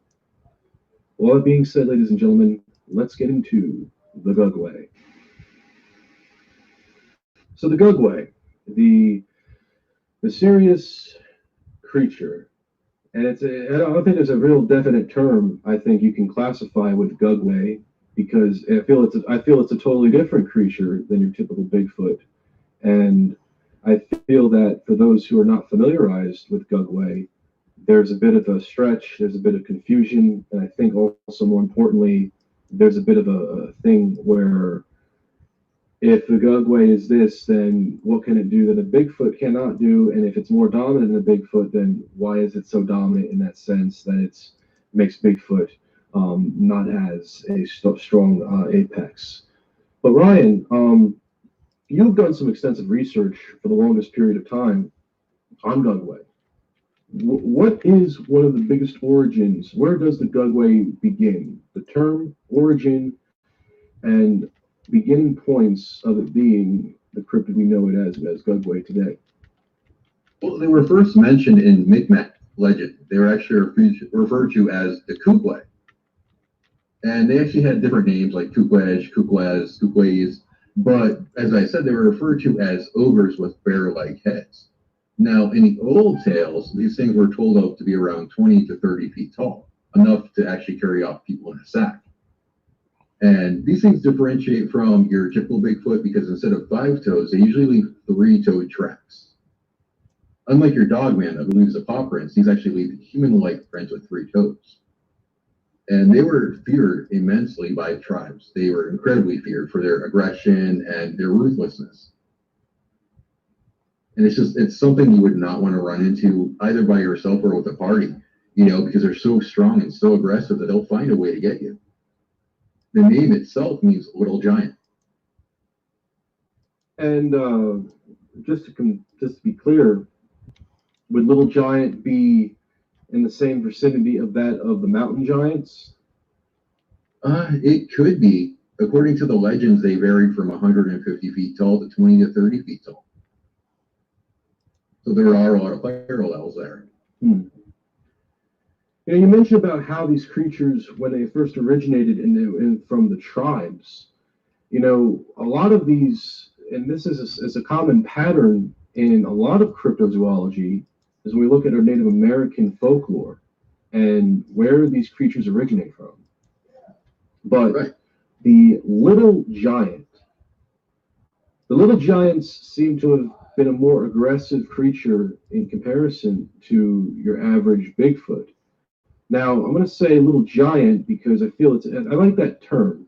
Even though Gugway is a good term, and not to draw a sidetrack moment to the content, but I mean, little giant and where it comes from. You have something in an inch of folklore that truly does manifest itself into what people have seen. But Ryan, let me ask you, man, Gugway, is it a more, in that description, does it have the ability to be a much more dominant creature than your average Bigfoot? I should think so, but it wouldn't come easily. There would be that struggle. And fascinatingly enough, is both actually share comparisons that likenesses are very much alike. Gugway were actually described as hairy-like gorillas. And there's a story that people want to look it up from Silas Rand. It's called The Legend of Micmac. So you can look that up and you can read about it, and it actually features a story of little boys escaping from the Gugway. And it does detail how these things stalked little boys, and these guys got away from them somehow. It's very interesting too how Gugways appear to be. We've heard. Let me change it up a bit. You have a creature that seems to have a much more aggressive stronghold in comparison to a Bigfoot, but you have a similarity of then Bigfoot's reportedly. You've heard cases of Bigfoot's kidnapping people. I think there've been stories that have been put out there of reports of Bigfoot's, but at the same time, I mean, Gugway. A Gugway can capture people, and it reminds me of the stone giants, the Genasquas. Not to get off topic, but you look at the Genasquas or the stone giants and how they were very notorious in raiding the villages and killing all of the villagers. And then, of course, with Gugways or little giants, they seem to be the same in parallel to kidnapping people. What they do with those people, would you think that it would be no different than a Bigfoot capturing somebody? I mean, we've heard of the forest wives. What would they do in a sense? Would they kidnap people to save them for food, trap them, or perhaps breed with them? Would a Gugway do something like that? I would say it's more for the food purposes rather than trying to breed or anything like that. Guys are known definitely to be the aggressive ones, and it's interesting you mentioned Genosqua, because Genosqua were known by the Algonquins very much so, and this is Micmac. So you got two different places in the world that had this similar legend. I think the Genosqua and Gugway might be one and the same. Yeah, that sounds about right. I mean, and that's kind of where I was always thinking about. Like the Genosqua, and at least the Gugway, appear to be two creatures with very similar attributes in terms of aggression and in terms of behavior. I mean, same thing. But really, I mean, when you look at the Genosqua seems to have a much more aggressive factor to it in its behaviors, and a lot of the sightings that have been covered on them seem to have a bit of a strong focus on how they go about, especially if you can raid a village and eat people.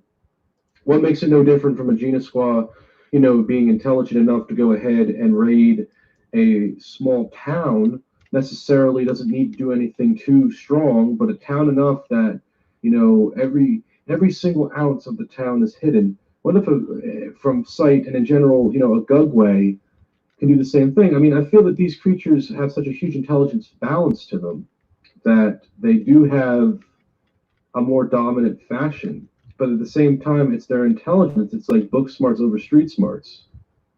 And the Gugway seems to have the same parallels, but I don't necessarily know too much about what I'm going about here. Maybe I'm just going off the bridge, but it's tough when you're diving into something that's truly something hard to get a notice of, especially if you're not familiarized too much with it. And Gugway seems to be that, because Gugway, I feel, has been very misled, and I feel it's misled because there seems to be a lot of drawing in comparisons to Bigfoots as well as Dogmen with this creature. And Ryan, we've seen this a lot, I think, not just in social media groups, but also just in YouTube's comments that try to discuss it and how belief goes over the facts of science.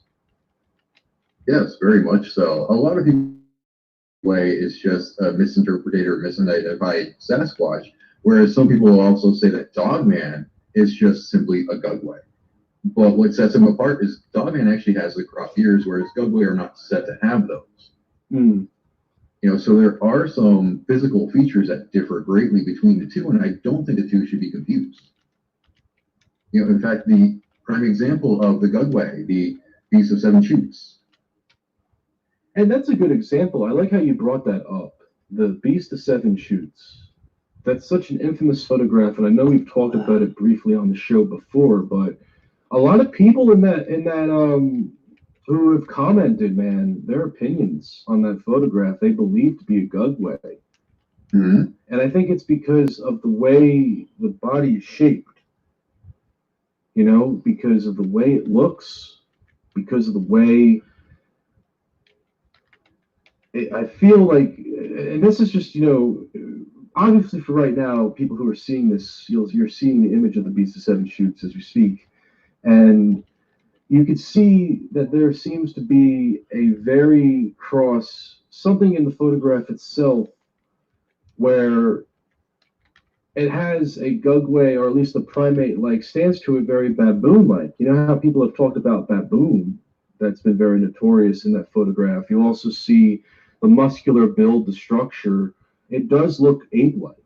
And I mean, one of the most disturbing features of this, and I think it just talks about complexion in the face, is the face.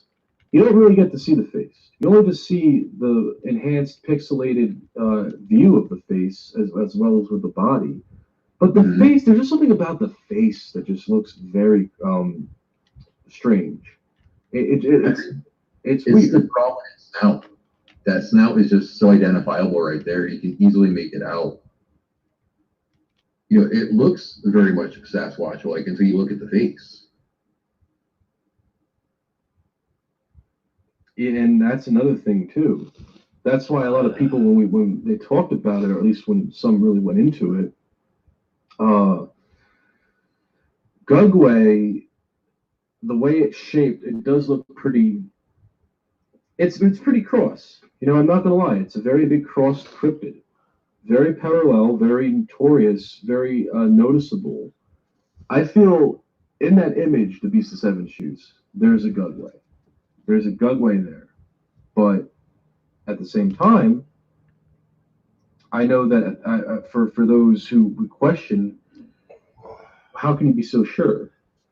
And I just go by the analysis of just how we look into the broad shoulders, we look into the facial structure, what you had made mention too of. It's just a very strange, it doesn't feel Bigfoot. I don't see Bigfoot doing something like that. More importantly, you know what's really odd about that photograph is that there's an animal in that photograph. Yes, they said it could be a dog because somebody's dog went missing right around that time that photograph was taken. And it was a medium breed dog. It wasn't a small poodle or anything. So there was a few theories. People thought that it was a pig. Some people thought it was a poodle dog. I recall hearing that theory or that story of apparently there was a tour attraction not too far from that area of the photograph being taken. And you have in the photograph that animal, and some people believe that it was a dog because someone who had a dog brought on the tour. The creature emerged from the wood line, and the dog apparently had followed, and that's apparently the story of the dog. And it would make perfect sense. The dog in that photograph was Gugway's lunch. And exactly. Yeah, I mean, nothing more to it. But the photograph of the Beast of Seven Shoots, I think, is a Gugway. I feel that there's something in that. It doesn't feel Bigfoot. And I feel that if it was Bigfoot, I would think that we'd be looking at more Bigfoot-like features. But I feel that there's something about that photograph that just doesn't feel Bigfoot to me. And it has a lot to do with the complexion and the pixelated face. And I know that kind of sounds like a poor opinion, choice of judgment, but you got to see it you got to look at the photograph yourself and just get a good observation. It just has a weird structure to it that's rather different than your typical quote-unquote Bigfoot. It's actually quite ominous, too. It's just the fact that it's kind of looking up at the cameraman. And that's another thing, too, man. You know, the story behind the Seven Shoots photo is that the photographer didn't even realize that there was an ape or something in his photo until he reviewed the photos when he got home. And when he did, he was so startled that he didn't even understand what the hell it was. Even big Photoshop experts even looked at that photograph and they came back saying that there's nothing in this photo that is of red flag, of a composite or deception, or any weird marks that would indicate some sort of noisy, negative bleeds.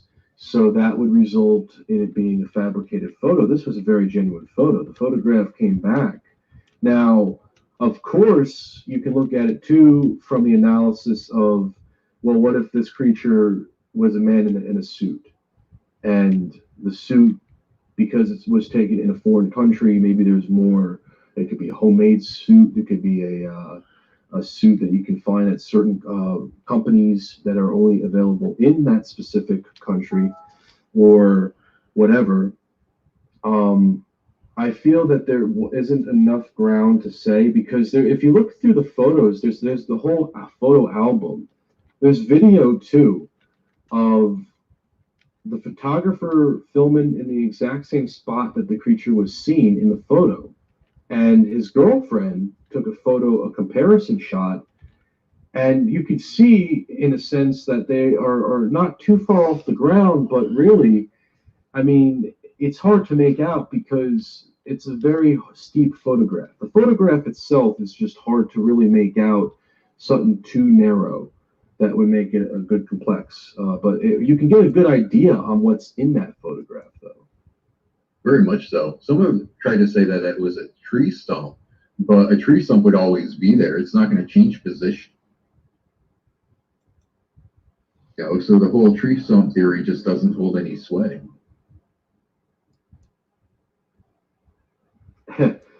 I still think to this day, though, because the photo was taken, I think, in 2005.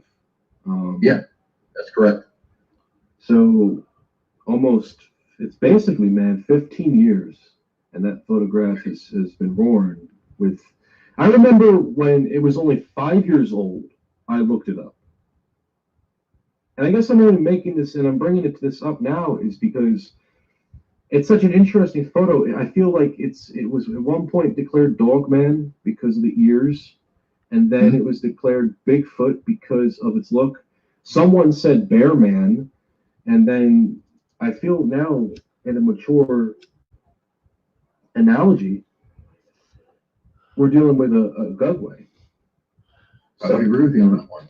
It's a very interesting photograph, to say the least. But not to dive too much off the rails with Gugways, Beast of Seven Shoots, going back into the Gugway creature itself. Ryan, when was it when we really started to get the first sightings of Gugways in modern America? You know, that actually ended up having a boom during the 80s. A lot of people, once they started seeing Sasquatch, started seeing something new. And rather than just the 5-toed prints, they were reporting 3-toed prints, highly aggressive types coming at them during the night. And that's when people started realizing, wait a minute, it could be these Gugway that were spoken of in the old legends. And the more that we looked into it, the more research we did, the more we realized, okay, there's variance here. There's something going on. There's something else out there besides the Sasquatch, besides the Dogman. And yeah, the Gugway have become a rising thing. More and more people are seeing these, especially those who habituate Sasquatch. And do you feel that there's a huge misconception when there are Gugway sightings and Bigfoot sightings and how the two are so similar? Oh, absolutely. Especially Dogman as well. You know, when people see Gugway, they automatically think Dogman because of the snout. And they don't really stop to look at the type of legs that they have. They don't have the canine-like legs. They have the human-like legs. When the sightings first came out in the 80s, do you believe that there was a huge bark of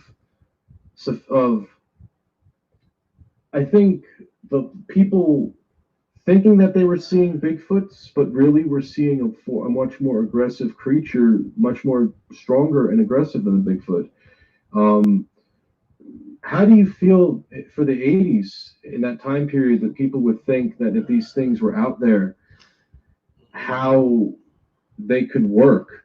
Because I feel that if these started coming about in the 80s, Gugway would now have a more complicated time trying to go about, because I feel that there are sightings of Gugways that have been misconcepted as Bigfoots and Dogman sightings, and that if there have been these sightings, that obviously people have seen Gugways and think it's Bigfoot. And that's where the whole thought process of, well, these things are widely, Bigfoots are aggressive, Bigfoots, Dogmen are evil. But really, what if they're seeing Gugways And these are more aggressive cryptids in comparison to your average Bigfoot and Dogman. That would explain a lot, because if you read back during the 80s and even as far as back as the 50s, there was a lot of aggressive Sasquatch attacks. And I think, like you said, people were actually seeing the Gugway and having an encounter with the Gugway, but their mind automatically went to Sasquatch because of how they look. You know, the general bipedal stance and the ape-like appearance. In reality, though, I think it was these Gugway coming in more and more.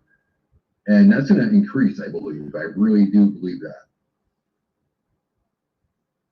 Do you feel that the increase is a big thing even more now because of the population density, or do you feel because there's more industrial economics coming into play? I think it's a little bit of both. You know, I mean, we don't exactly go out and hunt these, nor should we. But because we don't hunt them, like any animal, if you don't hunt, they're not going to be kept in check.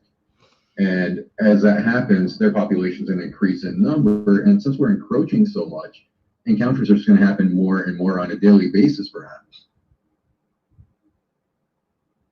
Yeah, that's the other thing too, man, is the fact that I feel that with the dog, like one of the things with, I don't want to sound like I'm losing words, it's just the fact that Gugway as a whole, their aggression, their meters, their demeanor, it sounds like they do what they do with their form of purpose in the formation that they do because of how aggressive one can choose and be, and just intensity wise. They're very smart. They seem to have a very high rank of intelligence. What have been some cases where these creatures have used their intelligence? Like, what has there been any real documented situations where they feel that they've been rather notable for doing things out of the ordinary that have been a little uncomparison to your average Bigfoot? As I mentioned before, there was that story from Silas Rand in his 1894 collection, and it does specifically tell of a story where Gugway stalked and kidnapped children. And this Gugway was actually using methods such as sneaking up behind them and hiding on them as they were going on the hunting trails. And it would make noises to distract the little boys, so they were looking in a different direction, and then it would come in and sneak in and take them. And it would actually stick them on it would impale them on a stick in order to cook them. Yeah, that's something. That's another thing as well. Like, this is the thought process of that, right? The idea that these creatures practice in a global sense, right? That they do things that aren't fully the same as a regular Bigfoot or a Dogman. Why would a Gugway do something like that, Ryan? It's nurture versus nature. I think in this case, they just had a different environment. And your Paddy type Sasquatch, you know, Paddy didn't really have any of the hunters going after it in California, whereas these guys may have very well had to contend with hunters, and they became aggressive throughout the ages. And that aggression just carried on through generations. And doesn't that go back to an old thought about how humanity is the problem of all wrongs? Very much so. And how we were able to put these animals in capacities where they become aggressive. It's like your average wild animal that's abused, right? Not to get into an off-subject topic, but something that we see in everyday life. An animal that's abused to the point where it's either going to be scared or it's going to be aggressive. It's going to fight back. So what? Or even a starving. You know, a starving animal will become very aggressive in order to get food. And once it finds that food supply, it's going to become 10 times more aggressive to protect said food supply. Oh, absolutely.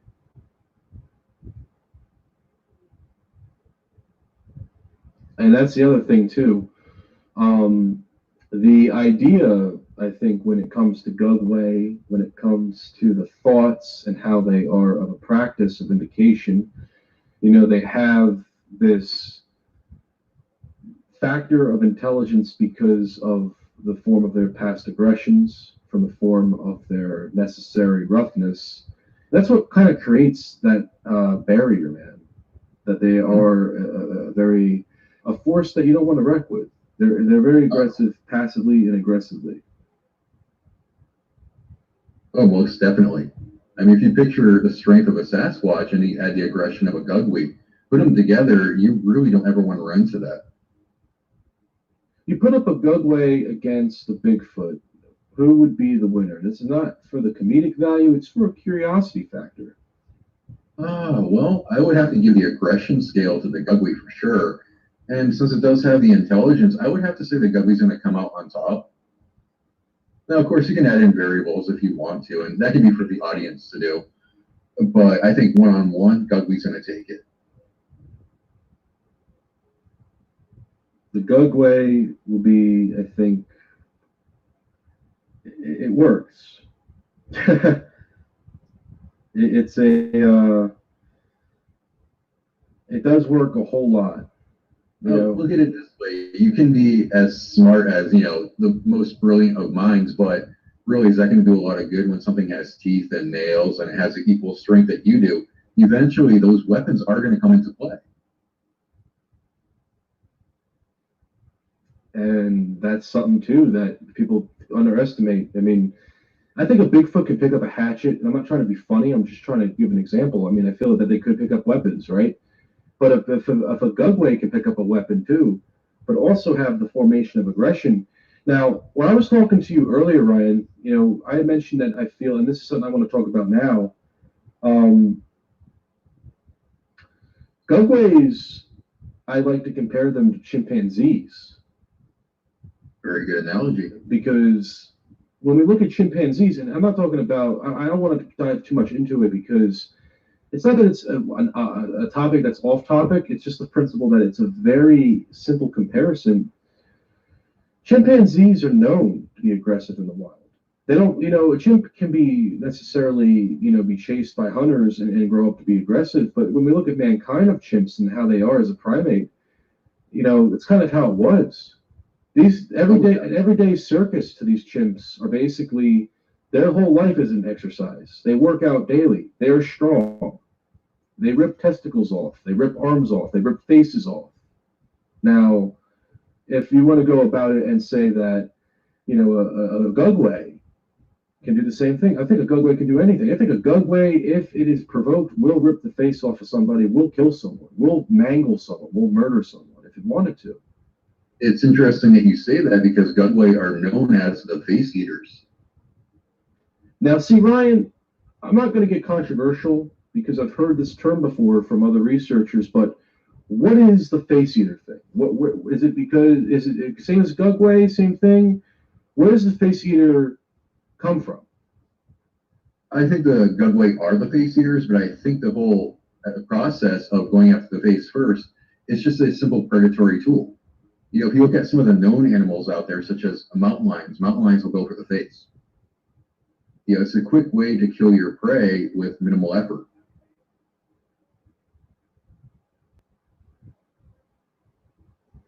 And that's another thing too. The criminology efforts of what this creature can do, whether it's rip the face off of somebody or go about it in a formation that truly does spark the thought process of its definition of aggression. See, that's why I think Gugwe is such a very fascinating term. It is, it very much so is. But if you look at the whole process of, it biting somebody's face, it's really a very versatile killing tactic. Oh, absolutely. You can suffocate your prey that way. Snakes do that. Where's the first place that a snake goes when it's strangling its prey? It covers the face. Well, let's not forget either that a snake will grow in size when it's about to eat something. Right. So it can devour it whole. Exactly. Here's an interesting story for you. You hear about how, you want to talk about a versatile tactic. You want to talk about how a predator will size up in comparison. Look at tigers, bro. I'm sure you're familiar with the video of tigers. There was a video in India of a guy that was on an elephant, out of all animals, and the tiger was in the damn grass, sizing up wall, getting ready to charge after this dude, jumps up onto the dude and attacks him. And I did. Like obviously they don't show the full video of him bleed. Like you can see him bleeding, but they don't see the full. They don't see what happened. But I mean, it's an example. A Gugway can do the same thing. Oh, It's something. It really is. It's actually a very interesting tactic. It does show just how high the intelligence is on these things. Because it wants to make a quick kill. It doesn't want to have to struggle with its prey. That's the quickest way to do it. Pounce, grab the face, and boom, it can break the neck. It's a perfect position. When you have the head, you can move anybody's body in whatever direction you want to.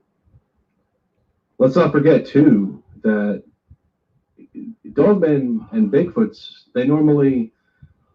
Like, Dogmen can easily... I don't think they don't go for the head too much, besides probably, like, claw.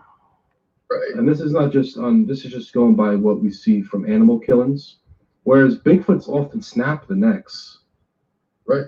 So Gugways seem to be the only type that would do a form of aggression, which reminds me of a scene from a movie called Abominable, where the Yeti creature rips the face off of a guy who throws a hatchet in his back. Oh yes, I remember that scene. It reminds me so much of Gugway. Face Eater. It's very What I think of when I think of Gugway is my mind goes back to that movie Primal Rage. Ah yes, Primal Rage. Very good movie. Terrifying Sasquatch in that one, but that does remind me of a Gugway. That's the movie where it was basically like Predator. Right, yeah. Where it kidnaps the guy's wife or fiance and he's out to get her back. Very interesting story, very romantic. I mean, it's Prince Charming after the Beast. To say not a word I would use. Well, it's just a form of language, I guess. Right. But no, man, Primal Rage, good movie. If anybody out there wants to watch a nice movie and wants a nice 6-pack of beer in the same time zone, I want to upgrade it to a 12-pack or a 24-pack by first hour, because it gets better as time goes on. But Primal Rage is a very good movie. I think it's a little underrated, though. I think. Oh, definitely. It was a great movie. It's right up there with Exists. It's right up there. Exists is a good movie as well. That ending, the Primal Rage, though. Oh yes, when the number of Sasquatch come out from hiding, and that one guy is all on his own to face them all. Oh, we already know the ending to that. Imagine being in that position, though. But that's a beautiful example of how these creatures can operate in a pack. I mean, let's think of it like this.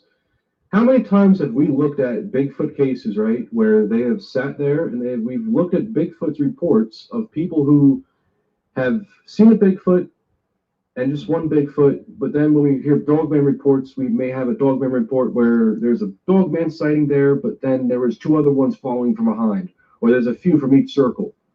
Right. My point is that what if a Gugway operates in a pack, like a predator pack, and they do what they do, the way they do? I have to think that the Gugway are more the solitary hunters just because of how aggressive they are. I think they have such high aggression that they don't even get along with other Gugway. It's probably more of a territorial thing, though. I agree. And when they know there's a certain number of prey in an area, they're going to make sure they're the only predator to catch that prey. And I agree with that, too, because, I mean, like, that's just very... Like, to me, it's something that, with a brilliance of understanding, these creatures will do what they need to do. But, yeah, the Gugway, very aggressive creature, one of which I feel really dives into the parallel between the difference and its origin, too, man. You have the origin in Native American lore, I mean, it doesn't get any more suspenseful than diving into that type of topic, or at least the thrill portion of the topic. Ryan, what else is it when it comes to Gugway, though? What do you feel as what one should also know? Let's talk about the basics of Gugway types. What are we looking at here? I feel these things are very, very territorial. They're gonna defend their home turf no matter what. Doesn't matter how many of you there are. If there's even one of them out there, you're not gonna have a good time out there. You know, whereas Sasquatch tends to be more, I don't want to say docile, but I'll say shy, maybe elusive. These guys kind of like to make their presence known. If you go into their turf, you're going to know about it. They're going to raise holy hell and make you regret the moment you enter there. You know, they're not like your average Sasquatch, whereas they don't do the, you know, the signs of gifting or even the tree structures. They're not really known for that. These guys are very stealthy, more stealthy than your average Sasquatch. You know, they're elusive, they're sticking to the shadows, they're cunning, they're your apex predator, they're the top of the top.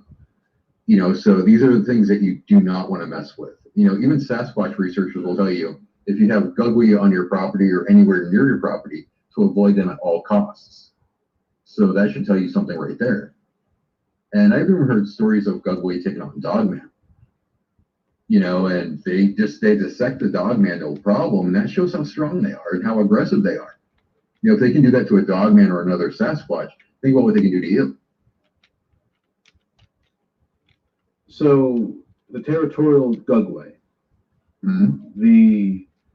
Now, see, it's funny, man, because you have a classification here where and it's just going by reports, they operate very strongly. Mm-hmm. So it makes perfect sense to have a creature so aggressively do the things it does territorially, and also at the same time for ones that are roaming around in suburban areas. I mean, there was a report, I believe, that occurred in Arkansas involving someone who had a Squatch on his property, and the Squatch was so damn aggressive that it was ready to attack the damn property. In which many cases we've heard this before, but in the format it was presented, it really laid an eye on me, man, because I've often heard reports there and there of how when cryptids are on territories or at least properties, that it's strongly aggressive. Well, yeah, I mean, anything sets up a home, no matter where it is, even if it's your property first. In your mind, it's your property, but in their mindset, it was theirs first. It belongs to them. You're just visiting, and they're going to do what they can do to get rid of you. You can run into that with bears, mountain lions. You know, anybody who's ever been out in the woods knows that when you cross into a bear's territory, it's problematic for you.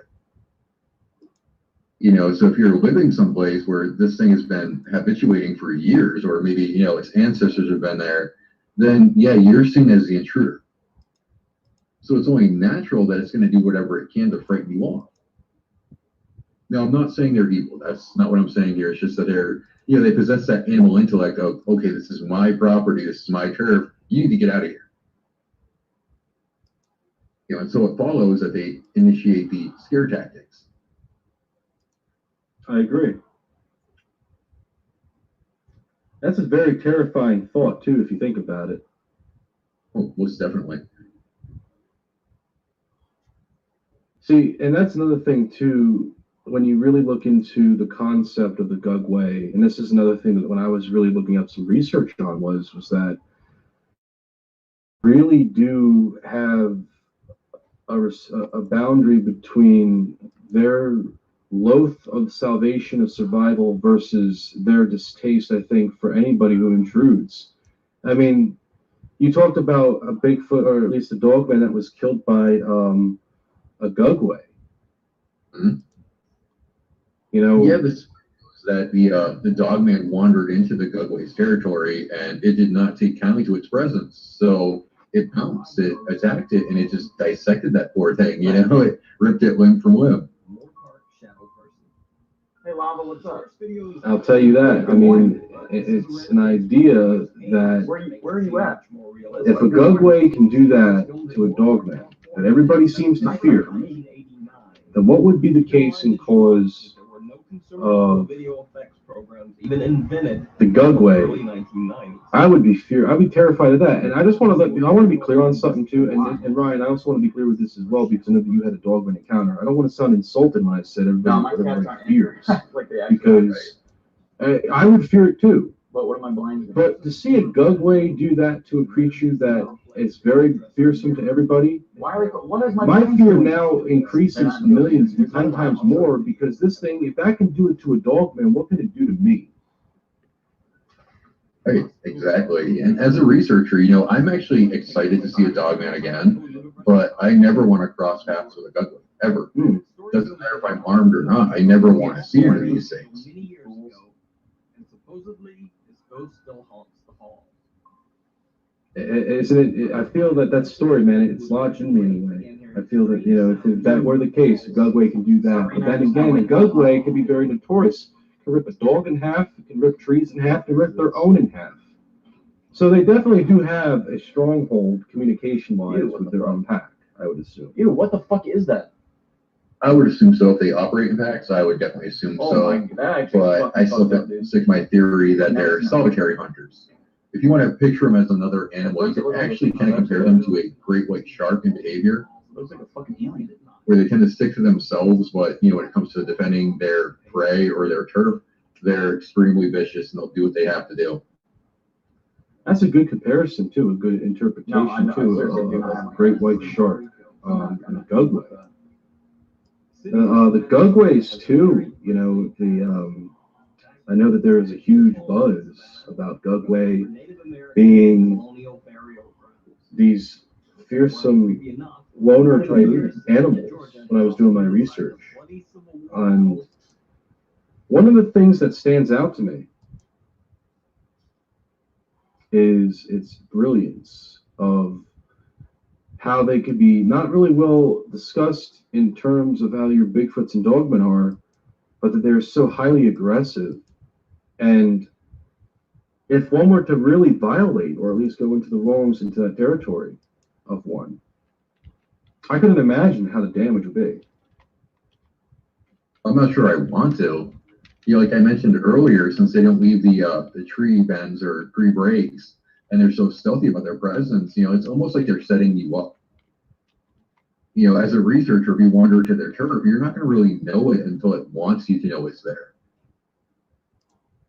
You know, and at that moment, it's too late for you. What are you going to do? What can you do?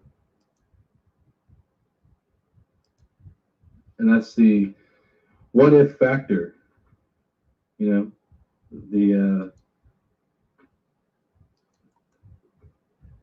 Can you outmuscle? Probably not. Can you outmuscle it? Definitely not. Like I said, in comparison to chimps. Look at chimps and you see how aggressive they are, and then you look at how they format. They're just you know, if they do operate in packs, I would say it's very much similar to, like you said, to chimp troops. You know, if you look at them in the wild, they formulate methods to attack other troops and just decimate every single member of the opposing troop.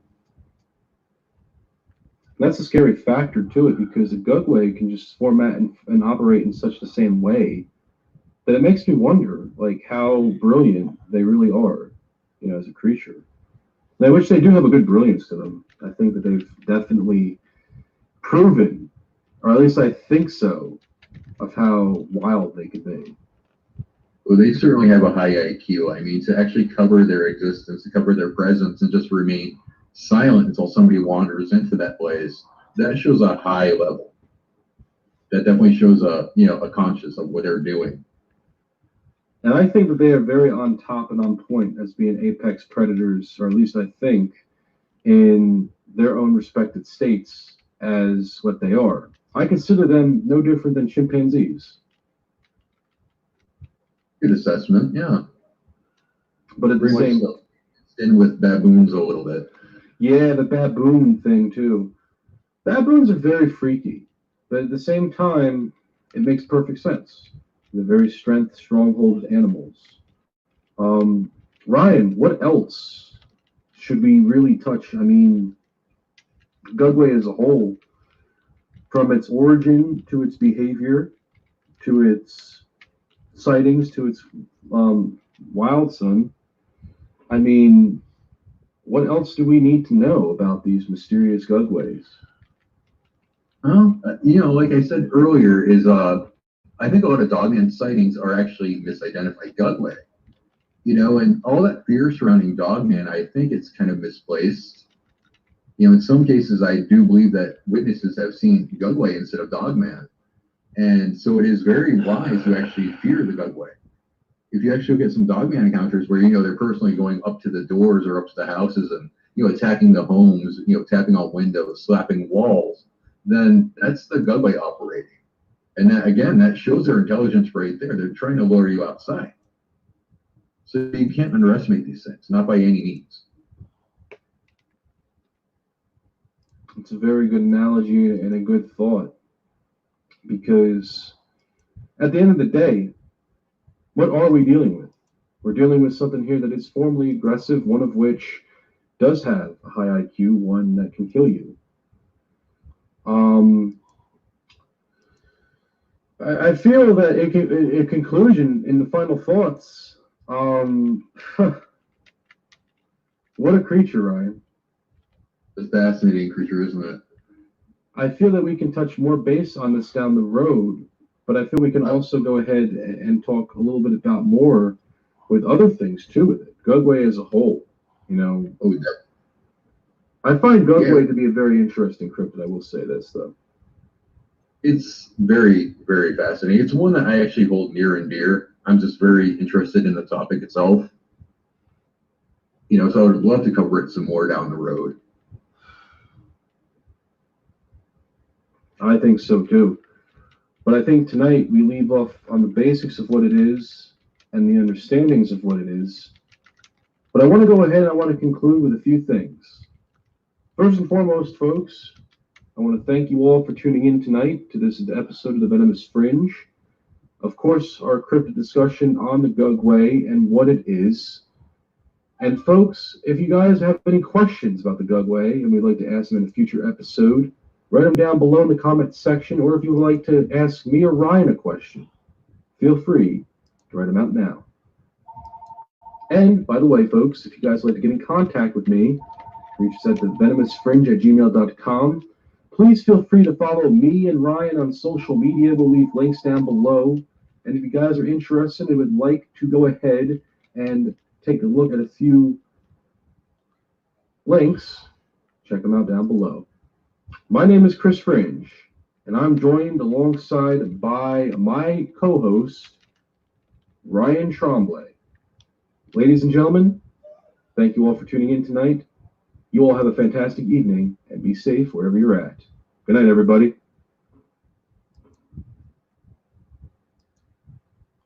Ooh.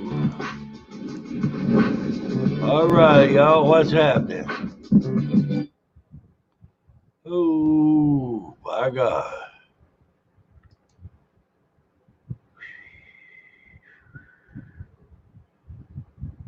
Oh, all righty.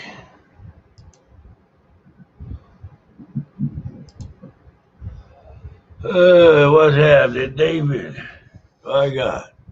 Well, let's see what time it is. Ooh. Man, I'm tired.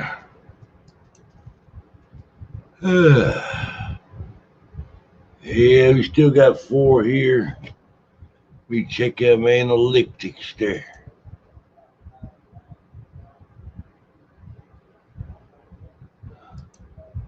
Yeah, I don't know. That's what I like about the Gugway, though. Them Gugways look like something would be really bad to run across.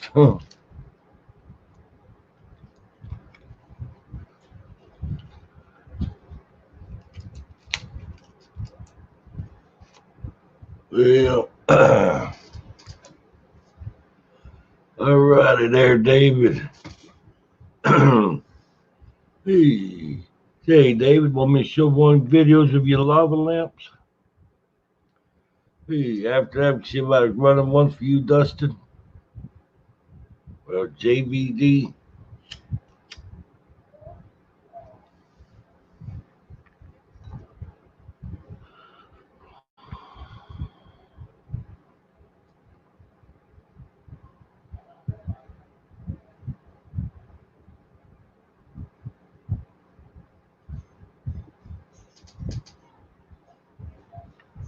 All right.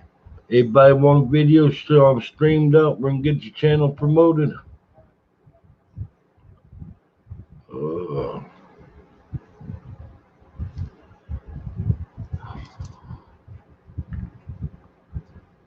right. Well, guess not. All righty. Well, I'm going to shut her down a little early. I'm tired.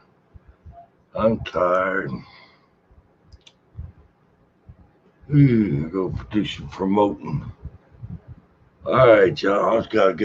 I still got to pay for that new video editor. I'm getting a new video editor, and I've got a video where we went to Cobb Cemetery last night. I'm gonna start editing and see about getting it put out.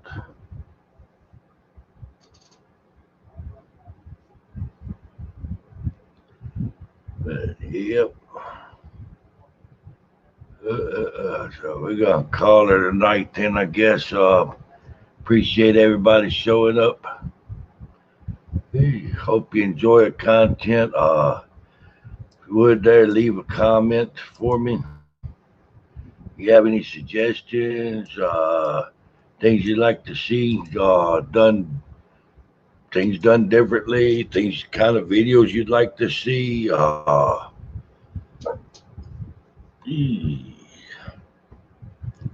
He was right there. But if I forget, hope y'all hit that like, share, and subscribe button. I'm still gunning, trying to grow. We got some good people here on it that comes on the live stream there tonight. There, if you check the channels out, show some love. Hey, stay safe here this time of this virus outbreak. A lot of good people that fool around and contracted it. Wash your hands. Don't touch your face.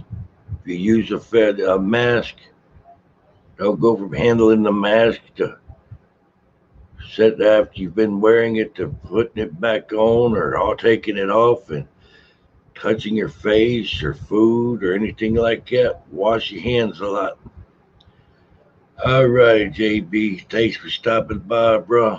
David, appreciate you so much there, bro. Hope y'all have a good night there. I've still got this video from Cobb Cemetery I shot last night to edit out. As of tonight at midnight, we're on a lockdown. I ain't supposed to be going nowhere except grocery shopping or go to the doctor. So I don't know when I'll be able to get back out to investigate again unless I get dropped off someplace and go crash. Could turn into guerrilla warfare on the investigating, by God. But y'all have a good one. And I'm going to, you dang straight, we're going to stick together. And I'm going to see about getting a video edited out and hopefully can have a completed product out there by tomorrow. Have a good one, and we'll see you in a few, and I love y'all. Good night.